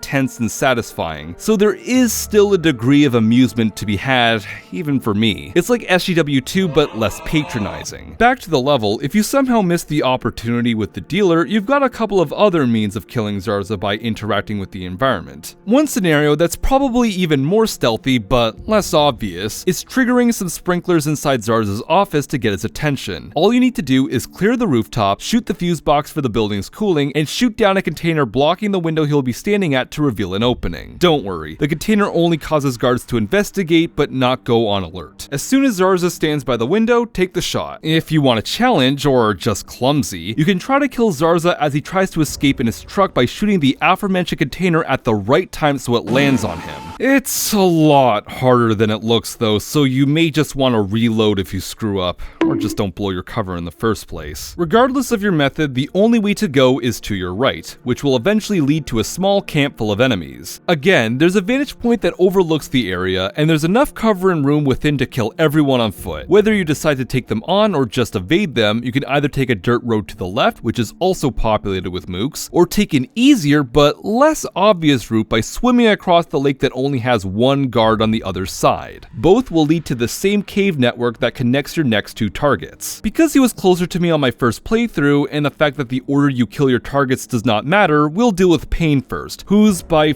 far the easiest target to cheese. Seriously, I barely had to do anything here. Just wait for him to stop, tempt fate, and let irony do the rest. What have I told you about stopping here? Sir, this is the usual stop we take while patrolling. This is the usual stop I told you not to take. It's too exposed. I could easily get shot right now just by telling you not to stand. reinforcements will be called to your location, but they take so long that if you successfully kill Phann, you can run before the consequences catch up to you. Again, this is exactly what I feared about these levels, and I really wish I was wrong. But if you want to try this properly, there's at least 2 other outcomes you can go for. The first one is like straight out of Hitman. Along Pann's patrol, there's a pair of car lifts. Setting off one of the car's alarms will distract him, which will make him foolishly walk under it. Then, shoot the nearby fuse box to crush him. When I tested this, the mooks nearby seemed to realize he was killed, but didn't spot me. Important distinction, but it didn't matter since I could book it regardless. Like with Zarza, there's also another unique scenario that occurs when you set off the alarm. Instead of escaping, however, Phann will retreat to a sniper nest that you need to locate without any help, on top of jamming your tags, sending in a convoy full of reinforcements, and spawning some extra snipers. Now, I'm not advocating save scumming, but this is quite a lot to juggle if you choose to play through your mistakes. It's certainly not a practical method. After some cavernous corridors, Novikov is quite close by in a telecoms base. Unlike the other 2, he's hidden away until you interact with the environment. Because I totally set off the alarm on purpose to continue to prove my point and not because I missed a shot, please believe I'm good at games, Novikov tried to escape with his car, which I then blew up with some conveniently placed barrels. Once again, clumsy and careless play wins, unfortunately. I then sabotaged some satellites in the base by shooting some fuse boxes. After that, there's no real reason to stick around. I just plinked a little for fun. But if you want to stay under the radar, destroying the satellites first will cause him to investigate on foot, allowing you to kill him discreetly. Disabling the ones on your left is your best bet. After you wait for him to slowly make his way into a building on that side of the base, some window shutters will close to protect him. You'll need to look up to the roof and shoot the corresponding fuse box to expose him, setting up an easy kill. You'll want to be somewhat fast because if you take too long, Novikov will patrol back to his hiding spot and you'll need to disable the other set of antennas if you haven't already. The right side is far less ideal and should only be your plan B. Firstly, unless the nearby corpses despawned, Novikov will be sure to see your mess. Even in the best case scenario, his bodyguard is watching him, so it'll be much harder to be discreet. If you somehow miss both opportunities and he goes back inside, you'll have no choice but to draw him out by setting off the alarm. And while we're here, it's worth noting that long shot objectives can actually fail, since targets can escape if you raise an alarm and fail to kill them in time. I decided to test this with a new save file and play through this map like I'm Dean Takahashi and intentionally failed to kill Zarza and Novikov just to see what would happen. If you happen to fail an objective, not load an old save to rewind for whatever reason, and finish the rest of the level, you will not unlock the next mission and will have to go back and finish them off. Any objectives you managed to complete the first time around, in this case killing Phann, don't have to be done a second time. I'm not sure why you're not hit with a non-standard game over and not forced to reload a save, but it's not like it's a problem. I was just really curious. Overall, Zindah Province is a pretty good level. If it was DLC for SGW2. I really hate to start off the levels with such a negative opinion, but after C1's Altai Mountains gave that game a lovely precedent for what would come, this virtually linear map full of just about average at best enemy camps and some mindless corridors at worst, linking easily cheesable objectives if you don't care about challenges, falls well below what I know CI is capable of at this point, and again, starts the game's main gimmick off on the wrong foot. It's so mediocre that an acquaintance of mine who loved C1 was instantly put off by this level and dropped the whole game. The fact that this was the level that decided to showcase to streamers when promoting this game wouldn't make me super surprised if people got a bad first impression and ignored it. I'm not gonna make too many excuses for it. It's just disappointing and feels like a long tutorial. Seriously, what the fuck is wrong with Yahtzee? So, thank fuck for Mount Kuamar. This is the game's first classic contract, and oh man, is it an upgrade. This time, Raven must cripple Rashida's cash flow and allow the country to receive foreign broadcast signals by eliminating Lars Hellstrom, a man who, despite having some rather based opinions on the economy, social hierarchies, and big corporations, Lars Hellstrom is a crypto bro. This block button ain't enough. I want him dead. But before you start, you're guided through the inventory one last time to get the JIC-762, a light suppressible rifle.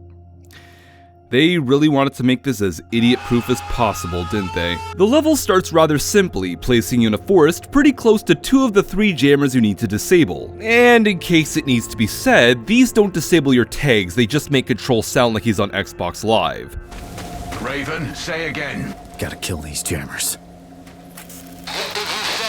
The area is scattered with a bunch of towers that serve as good vantage points that overlook both jammers, and there's plenty of ziplines that allow you to efficiently traverse the area, especially with the zipline motor upgrade. Admittedly, this area is a little bit invisible handy because of those things, but after Zindah Province, it's a nice return to this more familiar pacing that at least has a shred of agency. Speaking of which, after you disable these two jammers, the map really opens up from here. You've got no less than 3 other objectives you can reach. Because it's linked to the objective I just did, I decided to head directly to the 3rd and final jamming tower in my first run by carefully going down to a bridge below to some air ducts. Now, to gush a little, this right here is the mother of all traversal sections, and is why I feel like this part of the map has so much freedom. These air ducts act as a hub of sorts that neatly links all 3 of these areas together in the center of them on top of the outdoor paths, giving each 2 entrances from either side and 1 from the ducts. Adding on the fact that each of these objectives also have a clear path that leads to the final area of the Citadel, this means that you can pretty much do these in any order you want and the level will more or less still flow naturally. Of course, we can sit here and split hairs over the best order to do these, and the air ducts are admittedly an intimidating maze, but personally, between all the times I've played through Mount Kuamar, I can wholeheartedly tell you that not once have I ever felt like I was playing the level wrong. Granted, you could go an entire run without even setting foot inside, but personally, I like the sense of freedom and scale it creates. It certainly does a better job than some past efforts. Anyway, while the air ducts are packed with enemies and even an APC, I managed to carefully make my way to the 3rd jamming tower by following some catwalks and stuck down and left when the coast was clear, thanks to a surprisingly handy corpse that served as a quick distraction. Once you get the hang of these areas, they're honestly not that bad. Alright, so maybe I take back what I said about never feeling like I was playing the level wrong, because this entrance to the 3rd jammer is quite a bit less advantageous compared to the others, since you're at the bottom of a pit, and the fact that the bounty and his bodyguard spawn here didn't help matters. That being said, I still managed to sneak through using the bit of cover provided because of unwarranted self-aggrandizement, and safely made my way to the high ground, at which point the area more or less plays out like it would had I used a better entrance, from either the south or the northeast, aside from the fact that those 2 points have lone enemies close by that are much easier to interrogate. This arena has enemies all around, and you have plenty of space to maneuver as you see fit to sneak and snipe as quietly as possible. A simple but thoroughly rewarding section. From there, I decided to go and disable the main antenna array so that Kuamar can receive outside broadcasts. From the jammer side, so to speak, I already had a good view of the majority of the enemies in the area, so I went ahead and plinked away. There's also another vantage point on the opposite side. While this will require you to backtrack a little if you take down the first 2 jammers, this entrance gives you a static mook that's an easy interrogation target and the ability to see more enemies that are somewhat hidden from the other side. I like how they basically reward you a little for the minor inconvenience. If you decide to venture through the ducts, you'll be able to find yet another angle of approach. There are a few guards really close by, but with the right tools, you can dispatch them pretty easily. Despite not being that high up, the catwalks around here give you a line of sight on one of your objectives and all of the enemies to the right. It's certainly not an impractical path to take if you have enough skill and patience. Now, the objective here is pretty unique. The array has 3 sets of 3 exposed rotating gears, and you must shoot the gears within a time limit, otherwise they'll reset. I really like this. Not only is it more interesting than simply interacting with objects because of where they're placed, on the left, right, and at the base, facing away from the vantage points, you'll need to move around the area, which means you have a reason to silently take out mooks. If there was only 1 set or something, I could see it devolving into mindless hit and run. Now to sabotage the cooling facility that chills Hellstrom's servers. Thanks to the air ducts, instead of likely needing to walk all the way around and backtrack through the first area, I was just able to go through here. Granted, while the shorter distance of the air ducts may not actually save that much time because there's a lot of enemies on the way, it took me about 10 minutes, it's definitely way more entertaining and helps the level flow better. Without it, it would have felt like I did things out of order. Again, the ducks seem quite intimidating, but with enough finesse, you'll be able to get through here no problem. Eventually, I got to this thrillingly long ladder which spat me out in front of the facility. From there, you immediately have a decent view of most of the area and easy access to higher ground. From there, it's relatively simple to clear out the left side, and you can even send in a drone to hack the cameras. The inside also has even more vantage points to give you a good angle on the rest of the mooks on the right. Coming in from the left side feels pretty similar too. But if you approach from the right, you'll once again have an easy interrogation target and a more or less clear view of nearly every mook in the area. Slightly better, but not so much that it's a dominant strategy. Once the area is clear, disable the pumps. The more you do, the less water there will be, which will eventually allow you to safely interact with the last one. This will also make it easier to grab certain collectibles in the area. And now for the main event.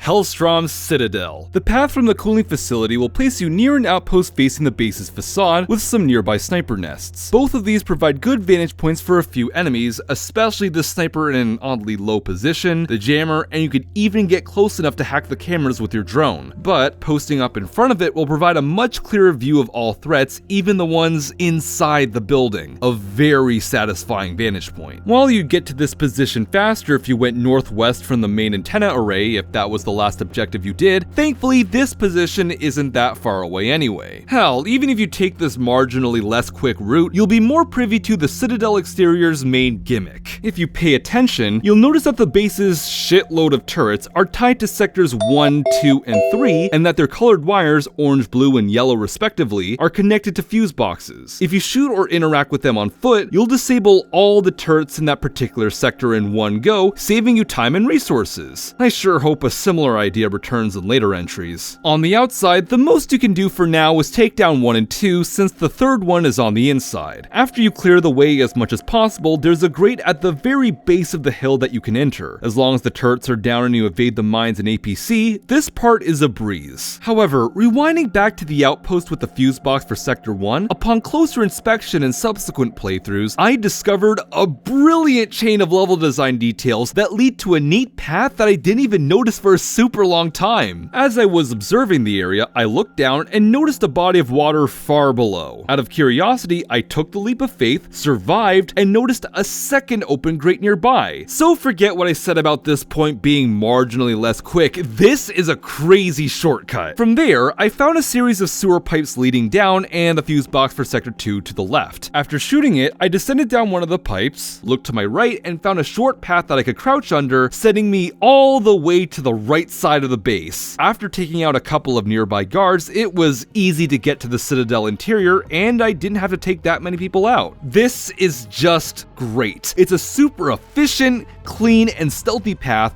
that saves a lot of time, but it's so hidden that it feels like a reward for not only exploring, but taking a risk that at first makes you ask, can I do that? And the game replying with a resounding yes. Anyway, gushing aside, after you get inside using whatever path you like, shut off the rest of the turrets for later and slide straight into the belly of the Citadel. Here, your first objective is to kill Hellstrom and steal his keycard so you can access and upload a virus to the mainframe on a different floor. Unlike the rest of this level, the Citadel is very claustrophobic and can be difficult to stealth, mostly this first little area. It's very linear, and this single ladder you must climb makes you extremely visible. But I somehow managed to do it this time with a mix of good timing and a hint of luck, so yay! The next area just up ahead is a lot easier, with more cover and room to move around a little. After you clear the area, the only place to go is to go up to B1 with the elevator. You get another cramped stealth gauntlet with the only safe path being along the outside. When you get to the other end, you can pretty much take this chute right under the staircase to get to B2 below. Frankly, I don't think this should even be here. It makes things way too easy. It almost entirely invalidates the chute on the other end of the floor, as well as making disabling the cameras here a pointless endeavor since each floor has its own individual camera system anyway. By dropping down the closest chute, assuming you time it right, you can can easily run into a hall and down a set of stairs. After killing a few enemies at the bottom, you can run up a nearby ventilation shaft, which will serve as a handy vantage point to snipe Hellstrom and the nearby guards. And side note, if you destroy this particular camera, there's a good chance that a guard from upstairs will run all the way down to check it, so you should hide the body so he doesn't see them and raise an alarm.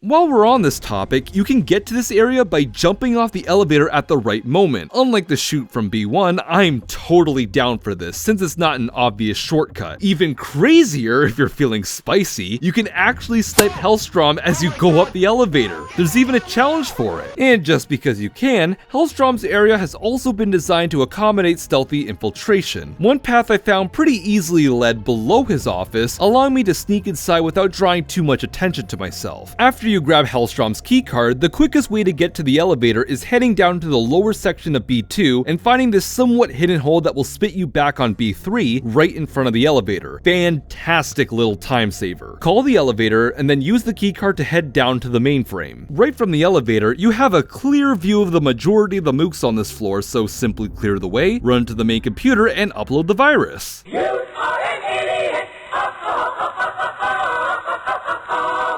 That's not good.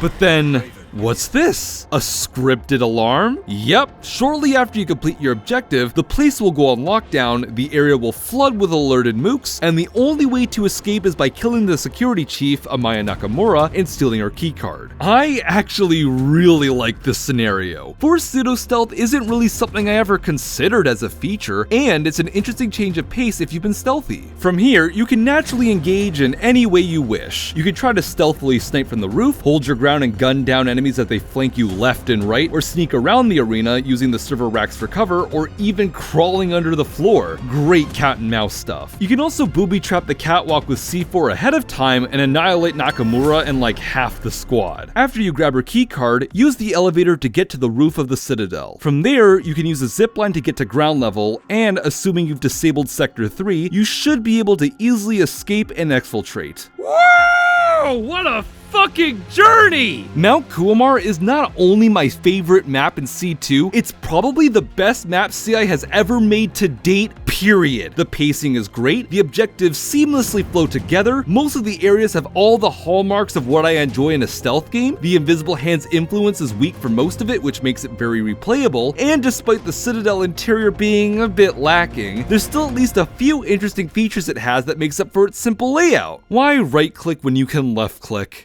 That joke's still relevant.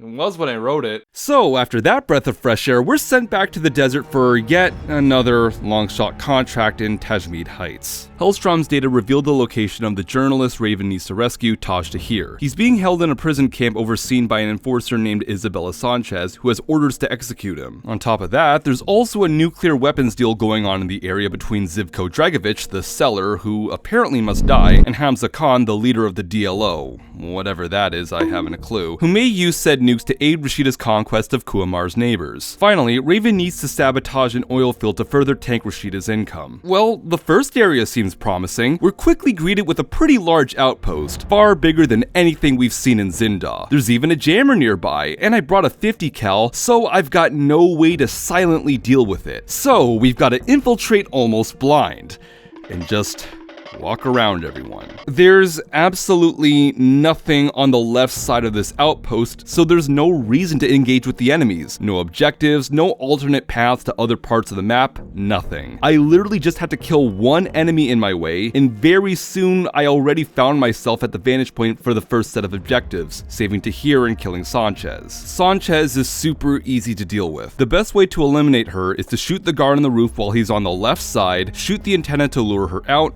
miss because you're an idiot, then kill her. As far as I can tell, there's literally no reason to try the other scenarios beyond challenges because they either require a lot of waiting or straight up make things harder. Like, sure, you could kill her while she's stalking Tahir, but why? This method is the fastest and, unlike other sloppy cheese tactics, the most subtle. Tahir, on the other hand, cannot be cheesed, so that's good. After you kill the guard standing by his cell, he'll free himself and then you must escort him out. Now, despite the flaws that we've seen so far, this is thankfully done decently. Tahir is not an idiot and, as far as I can tell, isn't in danger of being spotted as long as you don't set off an alarm. If you do, it won't be long before a mook finds and kills him, and at that point you should just reload. It's all a series of Tahir moves, stops, Raven kills enemies, repeat, and the path never changes. Outside of scripted sequences where enemies exit buildings, you don't have to wait for him. You can clean the path ahead of time so at least a semblance of agency is retained so it doesn't just become SGW2. The only real issue I ran into was this pair of enemies. They're kinda placed in such a way that even after you distract one of them, they still either risk seeing the other's corpse or noticing a shot fly by. It could have just been this attempt though. At the very end, the last pair of enemies will climb into an APC and just sit there menacingly. If you lack certain ammo types, you can just shoot the turret, which, while it will raise an alarm, will drive away, letting Tahir safely escape, assuming you've also killed the nearby guards, especially the snipers. After that, you've got some completely unnoteworthy linear traversal sections before you end up at the next vantage point where you need to kill Dragovich and Khan. Again, my preferred cheese tactic is to simply wait for the two to line up for a double kill. You can either wait for them to briefly cross paths like I did here, although to be fair, this time window is insanely short, and unless you literally have everything down to a science, you can't do this without the bullet cam. Or for something easier and probably more intended, you can manipulate them into having a conversation by shooting the nearby fuse box so the officer accompanying Dragovich opens the door to check it. This is also how you can kill both of them simultaneously without raising the alarm, but this will require you to silently eliminate everyone else around them. I guess this is pretty valid if you have the patience to do so, but I don't really. This review took long enough to make, okay?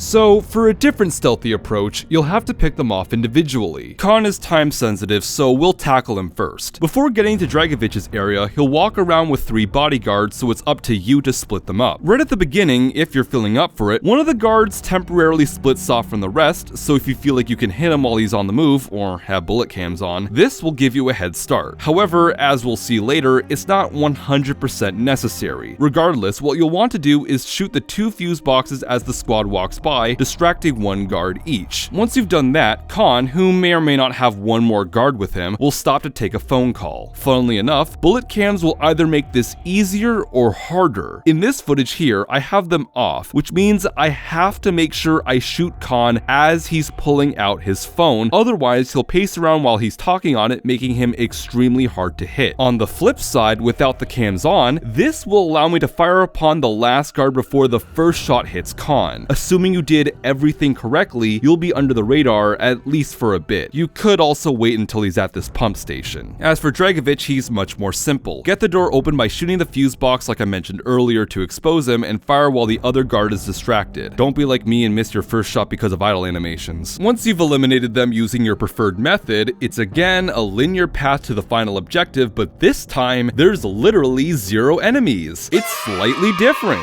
Sarcasm aside, this task of sabotaging an oil field is admittedly the best longshot gallery in the whole game. Because you need to destroy at least 10 bits of infrastructure, which consist of pumps, control panels, and barrels, and an alarm will cause the game to instantly sick 3 waves of reinforcements on you, including heavies and snipers, this cannot be cheesed. So unless you feel like juggling 2 encounters at once, you have no choice but to take your time and be quiet. Obviously, if you want to stay under the radar, you'll have to go for the pumps and control panels, but not before killing any guards standing near them. If you just shoot the objects, they'll notice your shots and go on alert. Besides that, it's very straightforward. However, those things will only add up to 9 out of 10 bits of infrastructure. No, this isn't a bug. You have to shoot at least 1 set of barrels. However, you can actually avoid the reinforcements if you shoot some barrels all the way over to the side. The remaining enemies on the field will still be alerted, but strangely, it won't trigger the waves. No idea why this is the case, but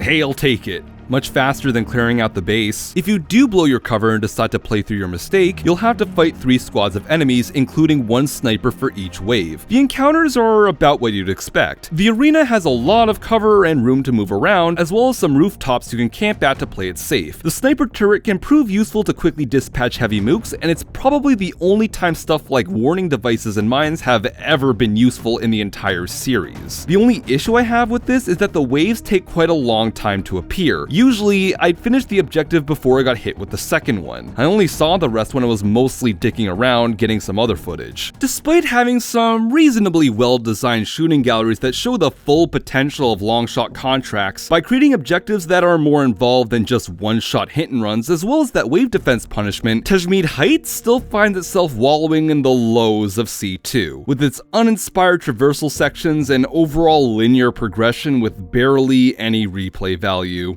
More like Taj Mid.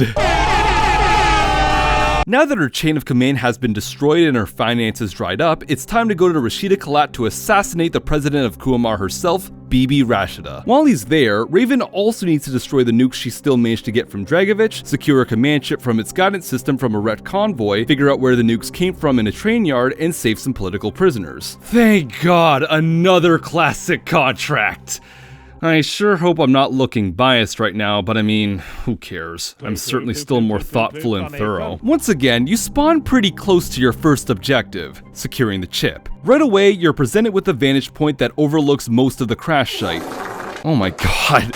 Crash site. But keep in mind that there still will be at least a few enemies that may not always be in your field of view, even from there, so you may want to use your drone. Should you need to relocate, you've got another sniper nest to your right with quite a few enemies along your path to keep you on your toes. When the coast is clear, dive into the water and grab the chip from the wreckage. It's a simple but satisfying area. From there, the invisible hand does take over a little. The level flows much better if you head to the nearby port to sabotage the nukes first using one of 2 entry points. If I approach the port from the north, it gives me a good spot to destroy the jammer and do some recon. To the right, there's a lighthouse that provides an even better angle, allowing me to kill more enemies with more confidence, clear out the whole dock area, and disable most of the cameras with my drone. I think this is probably the safest and most sniping friendly option. I then decided to infiltrate by heading back around to the north side and climbing over a wall past a small minefield. To be honest, I totally didn't realize that I could have just swam right across from the lighthouse the first time around, but live and learn, I guess. Anyway, from this area, the closest set of nukes is in this building with locked doors. To get inside, it's simply a matter of sneaking into the building next door, making sure to hack the rest of the cameras inside the building, and hitting a switch to open them. The next set is just out in the open, so I climbed a water tower looking thing to snipe all the enemies on this side of the port. Once that's done, I ran towards the area closest to the water, which was incredibly easy on my first playthrough since I had already cleared it in advance. Either way, simply climb into the warehouse through the back and plant the last bit of C4. Rewinding a bit, another angle you can approach the port from is the east side. You won't immediately have a clear vantage point nor a good view of the jammer, but you can just drop into the base right next to the building with locked doors with very little opposition, and there's still a nearby CCTV terminal you can hack if you don't have epilepsy. After you deal with those nukes, you can either play it super safe by running all the way to a sniper nest to the south, finally giving you a line of sight on the jammer and most of the base, or you can continue on foot with the jammer still active if you feel up for it. The nukes in the middle may require some finesse, especially due to the nearby spotlight, but I ended up handling it relatively easily. I mean, you could still kill them, but I wanted some different footage. No matter how you tackle the port, the closest objective, the train yard, is to the south. There, you're presented with a great vantage point that provides a comprehensive view of about 75% of the whole place. The security is quite tight with tons of enemies, turrets, mines, and spotlights. There's also a couple of well-hidden, ruthless snipers that you'll really need to look out for, and this is the safest place to look for them. From there, I decided to clear out the entire right side since that's where the manifest is. There's quite a few enemies patrolling there, so you'll want to be smart with your timing. I then headed down the zip line next to me, which put me on a lower plateau that gave me a better view of the enemies in the middle of the base, and then used a second zip line to get down to ground level, and entered the base using a sewer pipe. I then also hacked the cameras on my way to the freight office. There's also another vantage point point perched over the right side of the train yard that I didn't notice until much later because there's not much to really guide your eyes toward it. It's much closer so you can remotely hack the CCTV box with the drone, and there's a nearby zipline that brings you to an entry point. I suppose this area is fine as well if you don't really care to recon the other side and are aware of the sniper right across, but it's really not anything special besides that. Now, I didn't do this in advance the first time because I actually totally forgot about it, but the room containing the manifest is locked by a key card, which you can find on an officer on the other side of the train yard. This is a pretty good placement, since it forces you to engage with a bit more of the base rather than just a portion of it, and slightly stops the vantage points on the right from being too dominant. There's not too many enemies and a lot of cover in between the office and officer, although I nearly fucked up because I'm bad at video games and totally didn't notice the safer path that I discovered when I played it again. After getting the key and then the manifest, I exited through the back corner of the base, which you could also use as an entrance so you can get the key card faster. After encountering a big group of enemies on the road that I was able to just sneak around a little too easily, we're finally at the front door of the big woman herself. The field in front is extremely easy, with only a few enemies to deal with. To get inside, obviously using the front door isn't the most ideal entry point, but you've got a nearby hole in the wall that will put you in a more advantageous position, with a nearby guard that's an easy target for interrogation. And upon doing so,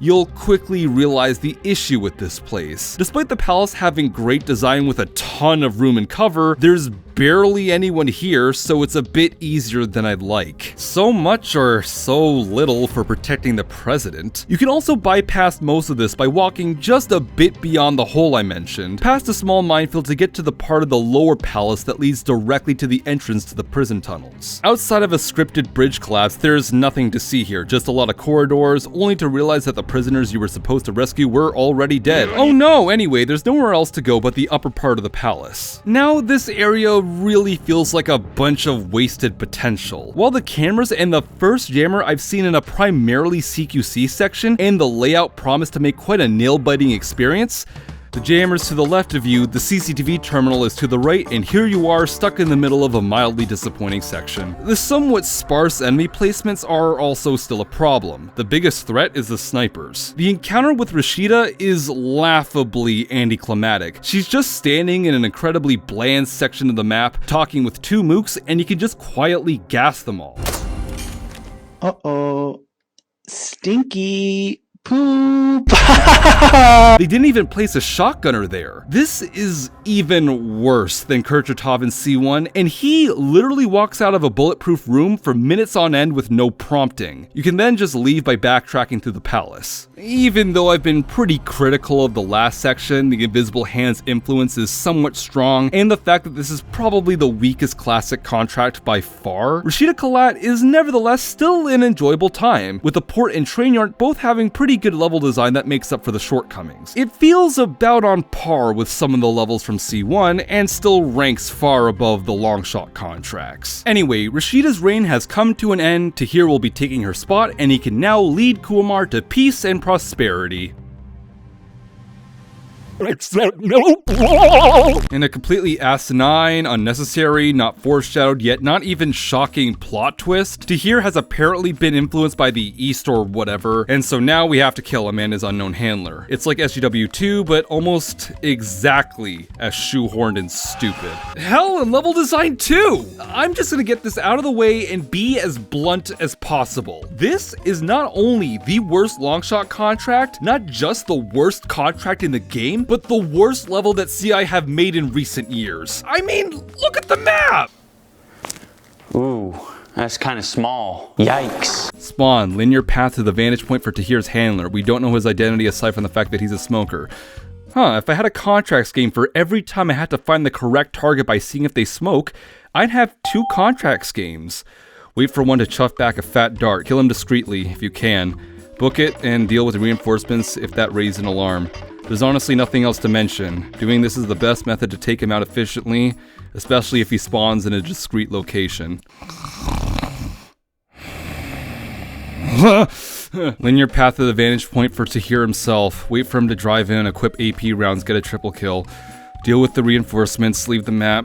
I don't care to do this quietly, it's just a matter of waiting. Control gets weirdly sentimental in the last cutscene, the end. Do I really need to say more? This makes C1 Siberskaya 7 Junction look like the amazing climax it should have been. It makes Zindah Province look like Mount fucking Kuamar. Maybe CI ran out of time or resources or whatever, but this level is terrible to the point of feeling satirical, exaggerating all the shortcomings of the long-shot contracts into a staggeringly underwhelming conclusion that is, again, not one bit representative of CI's talent up to this point. I know they're better than this. The only good things about this map is the nighttime atmosphere that's just wasted, and the fact that my favorite camo can be found here.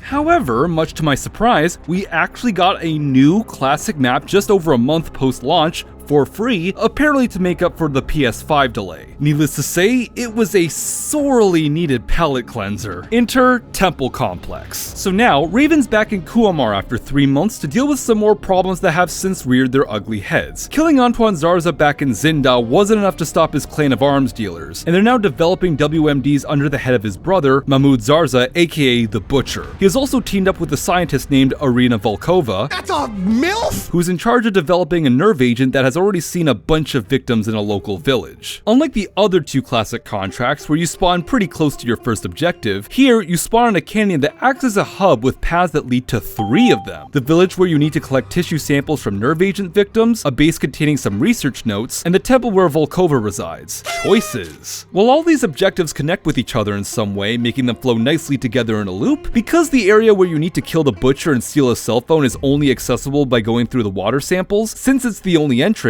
you'll probably want to save it for last in the route you decide to take. Anything else likely won't flow that well.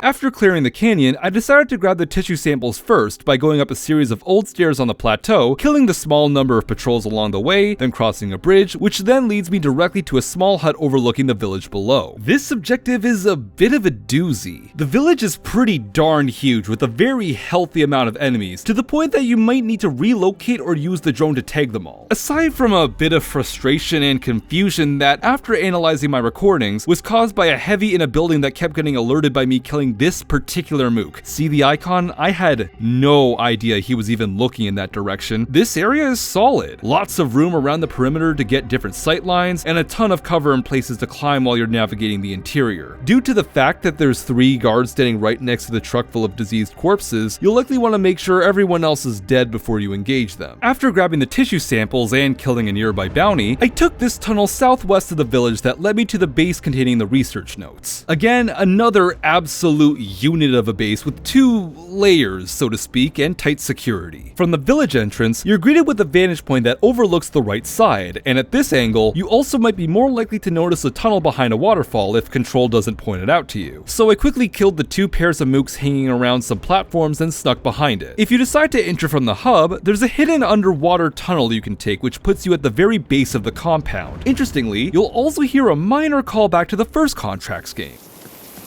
It's colorless, odorless, tasteless.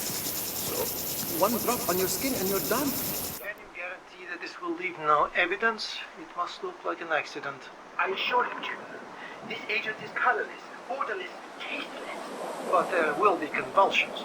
None, sir. As our test subjects demonstrate, no spasms, no foaming at the mouth, no discoloration. Yet less than a drop on the skin is lethal.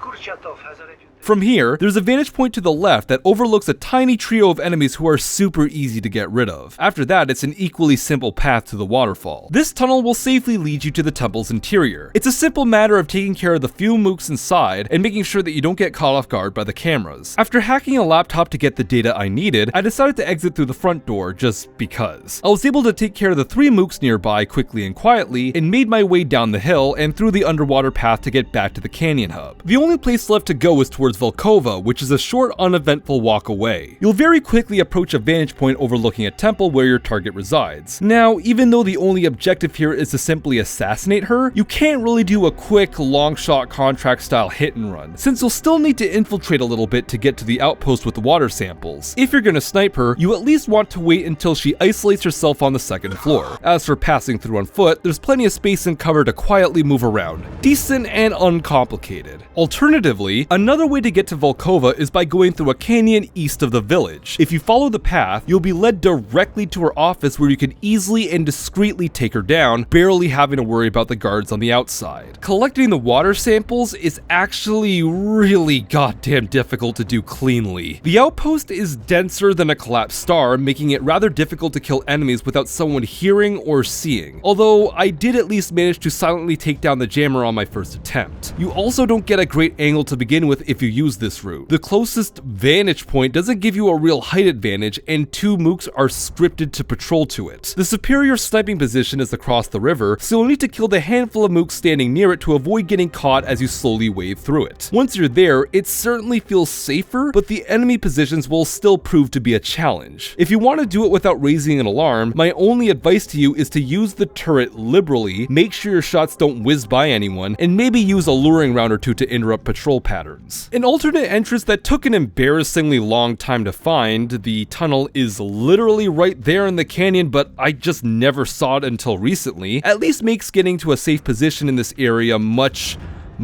easier. By going this way, you're immediately presented with a somewhat unimpressive but usable perch and a painless path to the aforementioned VP right across. Doesn't make actually clearing it any easier, but it's better than before. Once I got the samples, I headed north, dealt with another bounty that spawned along that path, which then eventually led to the butcher's hideout. This area is, once again, massive. From here, you've got a clear line of sight on a jammer, a lone guard up ahead that's a ripe target for interrogation, and a vantage point not far from him that provides a good view of the section that the butcher patrols. There's also another position on the other side of the field that's easy to get to and is also as effective. As soon as he's in a discreet location, you can just pop him. And side note, even though the butcher is clearly based off of a heavy, which is a first for the series, you don't need AP to successfully kill him with a headshot. But once again, because the final objective is within the interior of the temple, you can't hit and run. This lab area has 2 entrances, one below, which is just not ideal at all since it'll be super exposed, and a much better one above that. Unfortunately, despite how large some of the other mission areas have been, this place is just puny and not very interesting and doesn't give me a lot to talk about. It's all a matter of timing all your kills just right. Once you grab the phone, it's best to leave through the other side by climbing some ledges and hopping down to the extraction point. I am just so glad that Temple Complex came out. Not only was it exciting to get a post-launch map after C1 got nothing, C2 can now actually end on a high note. While it does have a couple of hiccups here and there, it's otherwise an enjoyable level with plenty of large, well-designed areas with a decent amount of replay value due to how most of the objectives connect with one another. And the fact that it was a free DLC makes it even sweeter. And now for the paid DLCs. Remember when I was lamenting over the fact that C1 had very little post-launch content? Well, a monkey's paw must have heard me because C2 has over $100 worth of weapon packs and skins!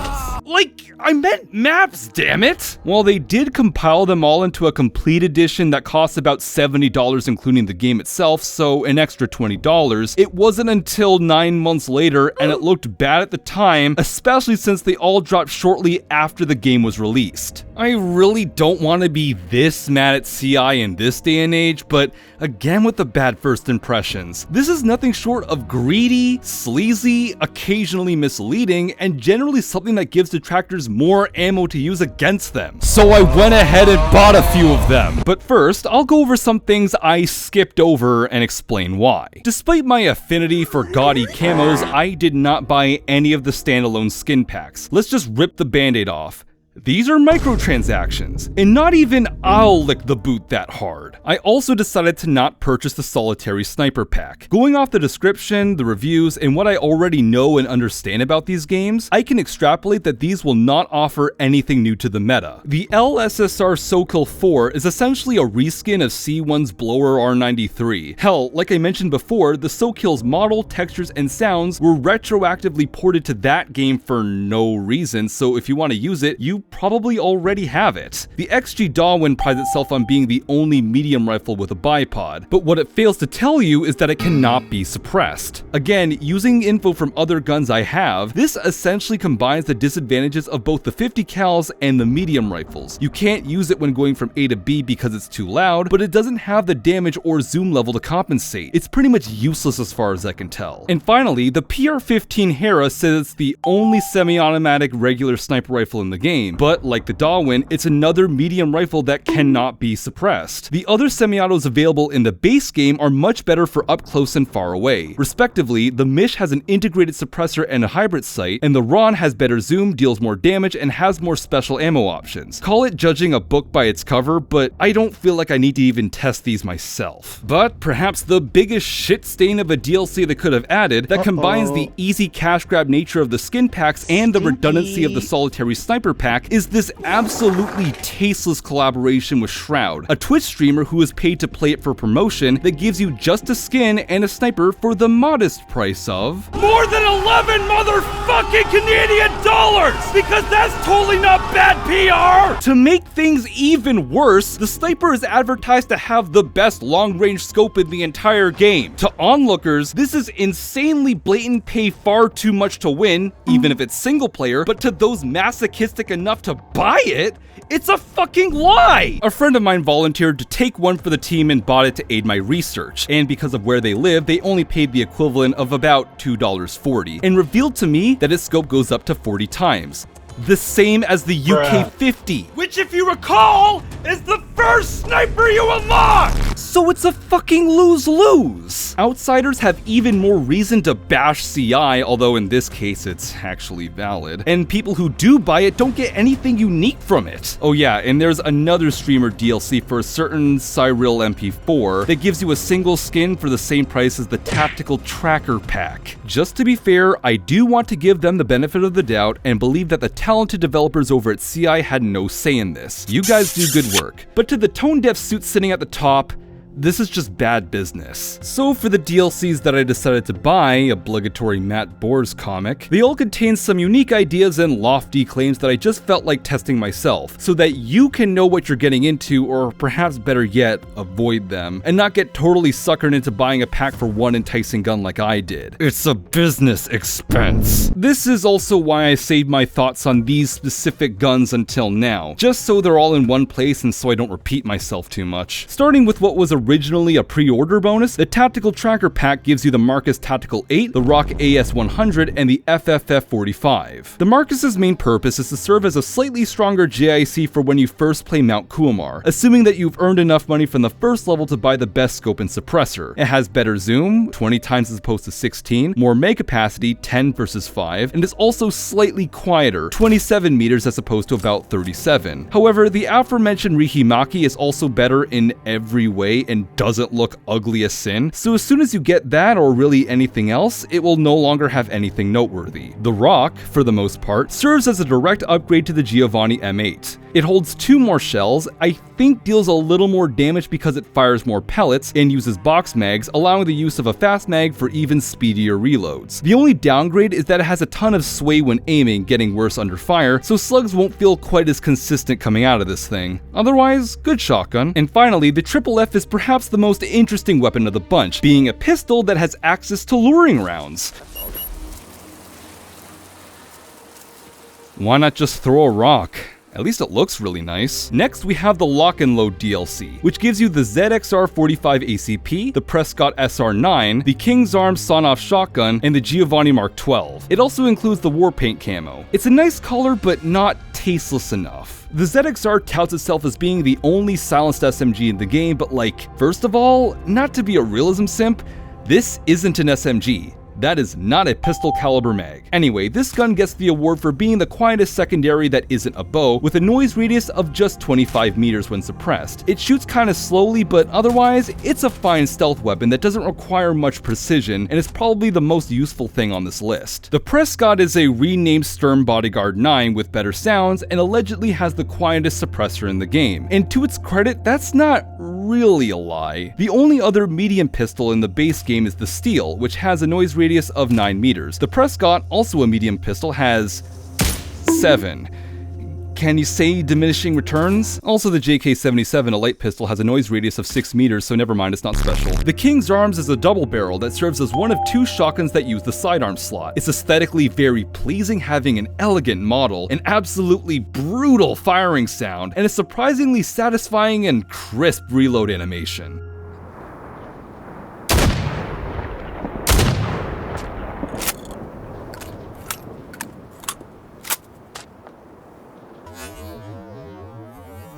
Performance is admirable as well. Firing more pellets than the M8 but with significantly tighter spread, the King's Arms can get reliable one-shot kills from a pretty respectable distance for a video game sawn-off, and that's just with buckshot. If you load it with slugs, while you do have to worry about a little bit of sway and maybe some spread, it's like having a pocket sniper, or at least a heavy pistol that doesn't completely suck. The fact that it's a sidearm makes it even better, so it can pair nicely with a bow and not have to worry about being too overshadowed by its bigger brothers. Really, it's truly a beautiful diamond in the rough, even if the constant slow reloads lower its practicality. Now for the pièce de résistance, and kind of the reason why I'm dissecting these weapon packs, the Giovanni Mark 12 Auto. Now, this on paper has a lot going for it. Its mag capacity is more than double the Rock's at 20, it looks cool, sounds absolutely incredible, and above all, can't be suppressed.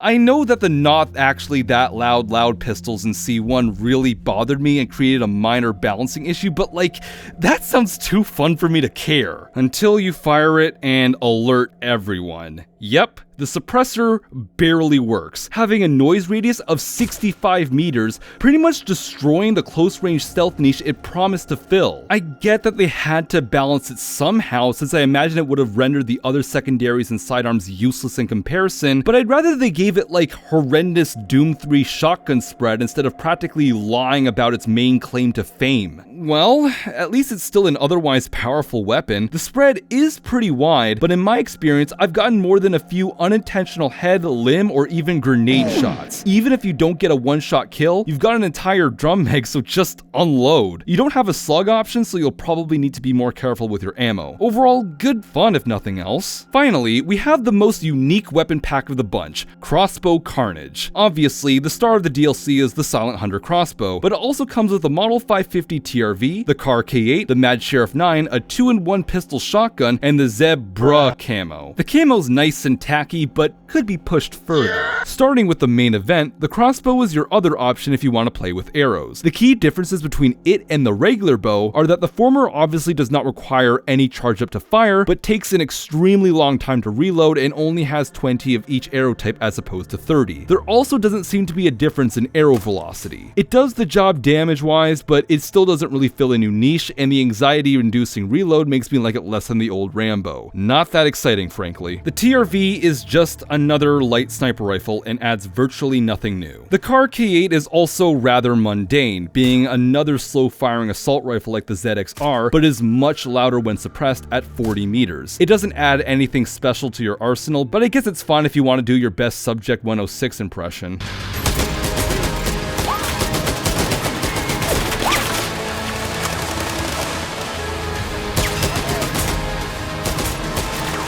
Like I said earlier, the Sheriff is a unique pistol that can switch between buckshot and pistol rounds. And it sucks. As a shotgun, it's mediocre at best. It fires fewer pellets than the M8 and has a wide pellet spread, and no, you can't give it a choke, so in practice, unless you get headshots, it feels really inconsistent. And the fact that it shoots slower than most of the others results in a slow time to kill. And as for the pistol rounds, first of all, things get less exciting when you realize these are simply recontextualized slugs, and whether this was intentional or not, notice how it's loaded with simply pistol bullets, not heavy pistol bullets. This means it'll have a damage profile similar to medium pistols, which means it can't even one-shot a grunt to the torso. The Zodiac can do that, and the Zodiac sucks. It's absolutely worthless. I'd go as far as to say that it's one of the most poorly tuned guns in any game ever. Like Advanced Warfare multiplayer bad. Just use the King's Arms. So across the 4 out of 11 guns in these packs that feel even the slightest bit worthwhile, 3 of them are from Lock and Load, 1 of them is from Tactical Tracker, and despite being the most intriguing on the surface, nothing from Crossbow Carnage. The rest are either mundane side grades or are the Sheriff. And even if I enjoy the shotguns, if we're talking optimal play, only the ZXR is actually good for stealth, so that means that there's only like 1 gun that can actually help you. Even though time has healed some of these wounds, with the aforementioned Complete Edition eventually being added and the current sale price being 50% off, I don't think it changes the fact that having this many microtransactions on your store page makes you and your game look bad, nor does it excuse how most of them aren't even really worth the money. Hell, even if they were good, they would still be hard to defend. Really, this whole situation blows chunks and is a permanent mark that can risk scaring off potential buyers from what's nevertheless a pretty good game. And I play Payday 2. I just pray that nothing like this ever happens again.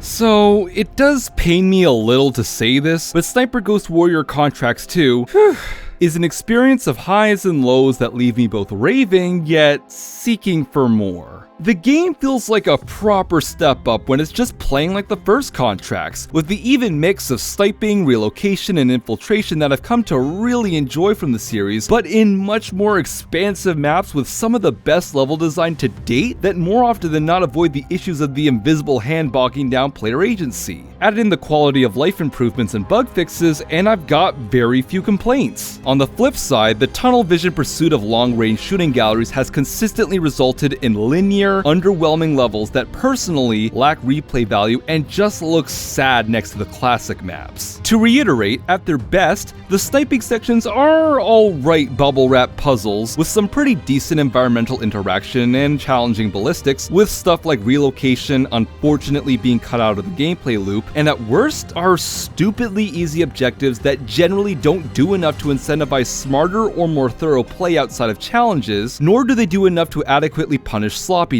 And that gets worse when the quick and easy cheese tactic also happens to be the most subtle. Add some possible budgetary constraints on top of all that, and all the space used for the shooting galleries suck up all of the resources that could have gone into creating more engaging traversal sections and a more interesting layout, so all we're left with are pretty bland, glorified corridors at the worst of times. The core gameplay itself can only do so much to tickle my dopamine receptors, so no matter how satisfying it may feel to nail an obscure target over a kilometer away in the moment, or stab enemies up close in between, I can't in good conscience say that it forgives the dull level design. Like SGW2, but slightly less of a fucking embarrassment. Because of those flaws, while it's not a bad game by any stretch, with half of its levels not being that great, even if they don't take up as much screen time, as opposed to C1's single underwhelming conclusion, C2 just isn't that perfect sequel I was hoping for. The neutered skill progression, oddities with some noise radiuses, and the reputation-shattering amount of paid DLCs that are barely worth the money aren't really helping either. So, I'm rather wishy-washy on my final statement here. I guess if you're more or less fine with sitting through some mostly dull, but ultimately painlessly playable and at least occasionally amusing levels to get to the super well-designed classic ones, you should have a pretty good time overall. Oh god, not again! Hi, hello. Yeah, if you're a regular viewer or otherwise have been waiting since the first Contracts video, I'm very sorry it took so long to get this video out. Let me guess. Probably not worth the wait. Let's hope it doesn't age like milk this time. Anyway, since the last video, I finally got better internet. I know Canada has the most expensive internet in the world, but my last ISP was a fucking joke. Fuck you, tech savvy, and your 6 megabit download with less than 1 megabit upload package for $45.95 a fucking month. Anyway, because I now have usable internet, I've been streaming on Twitch for the past little while. I don't have a schedule or anything, but you can either visit me while I'm live or check out my VOD channel, where you can see just how absolutely horrendous I am at video games. you reach out to grab the— Are you On top of that, faster upload speeds means I can upload larger files without waiting a week and destroying my bandwidth, which means that there's a possibility that I can start making videos at 60 FPS. So stay tuned for that when I post another video in probably 2 years, because wow, I'm bad at this.